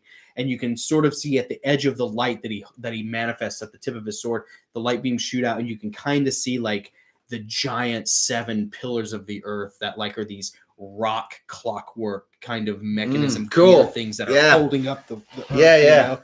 But it's this yawning black chasm, and he's standing on a rocky precipice with just this abyss beneath him. And in the darkness, he's speaking. He has, long story short, he has a conversation with Leviathan. Okay. Who is like every now and then in the deep darkness, in the shadows on the edge of light. The beast of the abyss, in a way. Yeah. And that lurks in that. Like tidal waves. Anytime like Leviathan moves in like miles out, you'll see like these giant tidal waves. That's so cool. Move on the edge of that's darkness, so cool. And he like in Leviathan. You need Michael Bay to, to visualize add that. some explosions. Yeah. Explosions aside. But just for the scale of it. Adam did this really cool thing where he added like some reverb to Leviathan. And Leviathan doesn't speak. Leviathan communicates telepathically. And I had it in my head that like, because Lucifer, Satan, is modeled very heavily after James Spader. Okay. Especially James. Perfect. Yeah. James Spader. Especially James Spader from this crappy 90s sci-fi horror movie called Supernova. Because he took a bunch of HGH and he was jacked for this movie. Yeah. If you watch him in that movie, his ice cold, like just menacing but muscular demeanor in that whole movie was totally the inspiration for Lucifer. I always thought James Spader was the perfect. I thought his most Luciferian character was his character in Boston Legal. Yeah.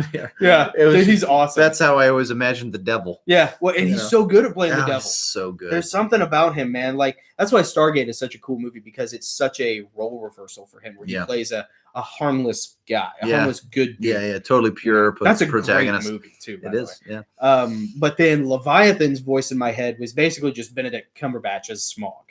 That's kind of what I had in mind. Yeah, that's perfect. So this chapter between Leviathan and Satan, where they're talking, and you don't know it's not expressed until the end when I name Satan in the dialogue, and then he looks up and he smiles and he says, "It's good to hear your voice again, Leviathan."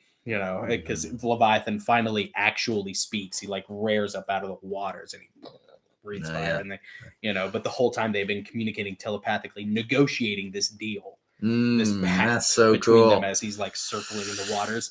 But Adam did this whole other thing where he added this reverb to it, and it gives it this cyclopean Lovecraftian darkness chasm. Nice. This great hollow earth kind of yawning abyss kind of vibe to it. Yeah. It's big. Yeah. It's big, So Adam's really good at big. Adam has added just a couple of light touches, light effects at certain points of book 3 that surprised me when I listened to them, and added, and I don't know how complicated they were on his end, and he may have just added some reverb here. But the way he did it and the things that he added were complete surprises. I didn't ask for them. Yeah, and it was the sugar on the cornflakes. It really is. I mean, it was so good. Yeah. It was so perfect. And it was exactly what I imagined in my mind when I had written those chapters. Really? So it's beyond just having a voice and, That's cool. and an awesome sounding voice and well read, but it was exactly like I That's really cool. That's a great imagined feeling. it when I was creating it. Yeah. You know, and dude, and to hear Adam, I mentioned this to you at Instagram, and Adam, I hope you're not offended at this because it is totally a compliment. But when I listened to the first 2 chapters that you did of book 4, what you just did recently, the first 15 minutes, to hear your voice talking about the first chapter of book 4 is a nautical event where you have a ship of people coming across a seemingly abandoned gray ghost ship. Oh yeah, okay. And the Pirates of you telling me Skoogan. about that. Yeah. And so there's a lot of nautical terms used. I remember you telling me And about this, to hear Adam read those nautical terms and read that scene. Yeah. More than twice our numbers, more than twice our guns. Gonna sell their lives dear. Yeah, no, it was even better than like watching Master and Commander. Was it really? It was so good. Yeah. Better than, wow. Okay. It was so good. That's high praise, Adam. It is very high praise. We are hardcore about Master and Commander, man. Yeah, Master and Commander. Yeah. The most underrated movie ever. So. Slots, I guess you got to take off. All right. Awesome. Thank you for watching. We've enjoyed chatting with you. Thanks for checking us out. Next week, Sunday, 4:30 Central Standard Time here in the U.S. And also, thank you, Sherry and Tace Goggins for watching as well on French Mythology. We do this every Sunday, 4:30 Central Standard Time. And, you know, if you guys on the Heavenly Realms, if you go to the Heavenly Realms YouTube channel, honestly, if you hit subscribe, when we go live, you'll get a notification. Yeah. And if you hit subscribe and hit the bell, you'll get a notification when we go live. Yeah. And then we usually do this for, you know, at least an hour every Sunday night. Yeah. And then same on Fringe Mythology. If you like the page, Facebook may or may not notify you that we're live. They will notify some people in the Fringe Mythology people who've liked the page. But if you go over to the Heavenly Realms YouTube channel and hit subscribe and the bell, you'll get a notification when we go live every time. Which is not a bad idea because honestly, we try to do this in the 4 to 5 hour between 4 p.m. and 5 p.m. Central Standard Time. Mm-hmm. It usually ends up being around 4:30, but you know, it kind of depends on. It's not set in stone because we both have lives. So Nick has a life. I have preoccupations. That's the way to put it. No. So it really is the kind of thing where you really do want that bell notification if you want to come in and if you want to come in and give us ideas, things that you want to, questions you have, like this is not things you want to hear us talk about. Nick and I have been buddies our whole lives. Yeah. So we've also been brothers our whole lives. Yeah. It turns little known fact. Yeah. Yeah. Yeah, that last name is just pure coincidence. It turned out we thought for years. We just thought it was weird. We're dumb. But Nick and I, we have a good chemistry. We play off each other really well. We do this once a week. This is whether the camera. We were doing this for 2 years before we started? Almost 3 years before we started recording it. So this is just us. Yeah, this is just us. Whether this thing is on or not. And we're going to do it again for another hour at the Mexican restaurant here in about 15, we really 20 will, minutes. Yeah. So. But it's not uncommon for it to be sort of a closed circuit. So, but I don't want anybody watching this, and I'm sure Nick doesn't either, for you guys to feel like you're passive. So for sure, ask questions, leave comments. Yeah. Adam's really good about that. Adam is sort of, Adam Burrell is our narrator. And if you're looking for a narrator, man, like Adam Burrell is it. And 100%. I have got to figure out, I was looking at the video, Adam, that you sent me, and I'm trying to figure out how to get you on with us for the live stream. I know I've been talking about that for months, but I really am trying to figure that out. Nick and I probably need to sit down and just get into the nuts and bolts one day. So anyways, Ask questions, comment. Nick has books on Amazon. He's also got a YouTube channel, Travelers League, and Kid Ventures, and writing tips for kids. If you have kids between 18 and if you have kids between 8 and 13, the Travelers League YouTube channel. No apostrophe. Right, no apostrophe. Travelers League YouTube channel. We have just a lot of fun things for that age group, and then that's what all my books are written to that age group as well. It's all middle grade fantasy stuff, and it's phenomenal. And Adam is actually narrating the books now, which is great. It's awesome. So good. And so good. Nick is on so we're both on Amazon, and paperback, ebook, and Audible. Audible was the last of them, so we're slowly getting there. Adam is a machine, so he is our narrator, and he's cranking them out at a blinding pace that is awesome. So Adam says his kids love the books too. So I love that feedback. I really am so glad they like the stories because they are so fun to write. Yeah. And really I should give credit to my kids because they're the ones that really come up with a lot of the characters and ideas. They did a lot. Yeah. I just try to put it in readable format, really. Well, and if you so fun. If you're interested in that, if you have kids, if you have nieces, nephews, go to Amazon and YouTube. Check out Nick's page. Thank you. Subscribe, follow him, but also check out his books. His books are cool. They're fun. They're really good. And he's also got Thank you. Henry Half Moon, which is a young adult. Yep. Supernatural, paranormal. Yep. Urban fantasy. Urban young fantasy. Adult, paranormal urban fantasy. And it is Christianity, Greek mythology, the occult, everything wrapped into one story and dropped on the head of an unsuspecting, cynical college student from Manhattan who is chosen by gods he doesn't even believe in to cross into the spiritual plane and carry out divine wrath. He becomes a demon hunter. Aided by a not-so-grim reaper. Right, yeah. So Henry Half Moon is really, it was my driving Miss Daisy, if you will. No, it was the most enjoyable thing I think I've ever written, and I love everything. It was a passion project, and it turned out pretty darn good. Yeah, really. Yeah, it was fun. So it did turn out Henry Half Moon, young adult or adult, whatever. That's great if you want to read that. I would not recommend it for kids under 13. Yeah, so. Kind of the same thing with Let's see. Who we got? I don't know. I was making sure that wasn't somebody watching. It's not. Very good. So, I have to tell people the same thing about Heavenly Realms. Heavenly Realms, the series is, if you're in high school, you can read it. But it's probably too wordy and it's probably too violent for younger kids. So it's a very niche market, fighting age males, and I'd be remiss. My marketing manager would be mad at me if I didn't try and self-promote. So so if you want, Nick's review actually summed it up best of it's the Battle of Thermopylae meets the Book of Revelation. Yeah, and it's gritty Christian fantasy war fiction. Yes, and it's mythology, and it's epic battles. It's dark, but it's Christian. It's logos driven. So there's no subversion. God's not a bad guy. Lucifer's not secretly the hero or anything like that. It's still rooted in that Star Wars morality. Yeah.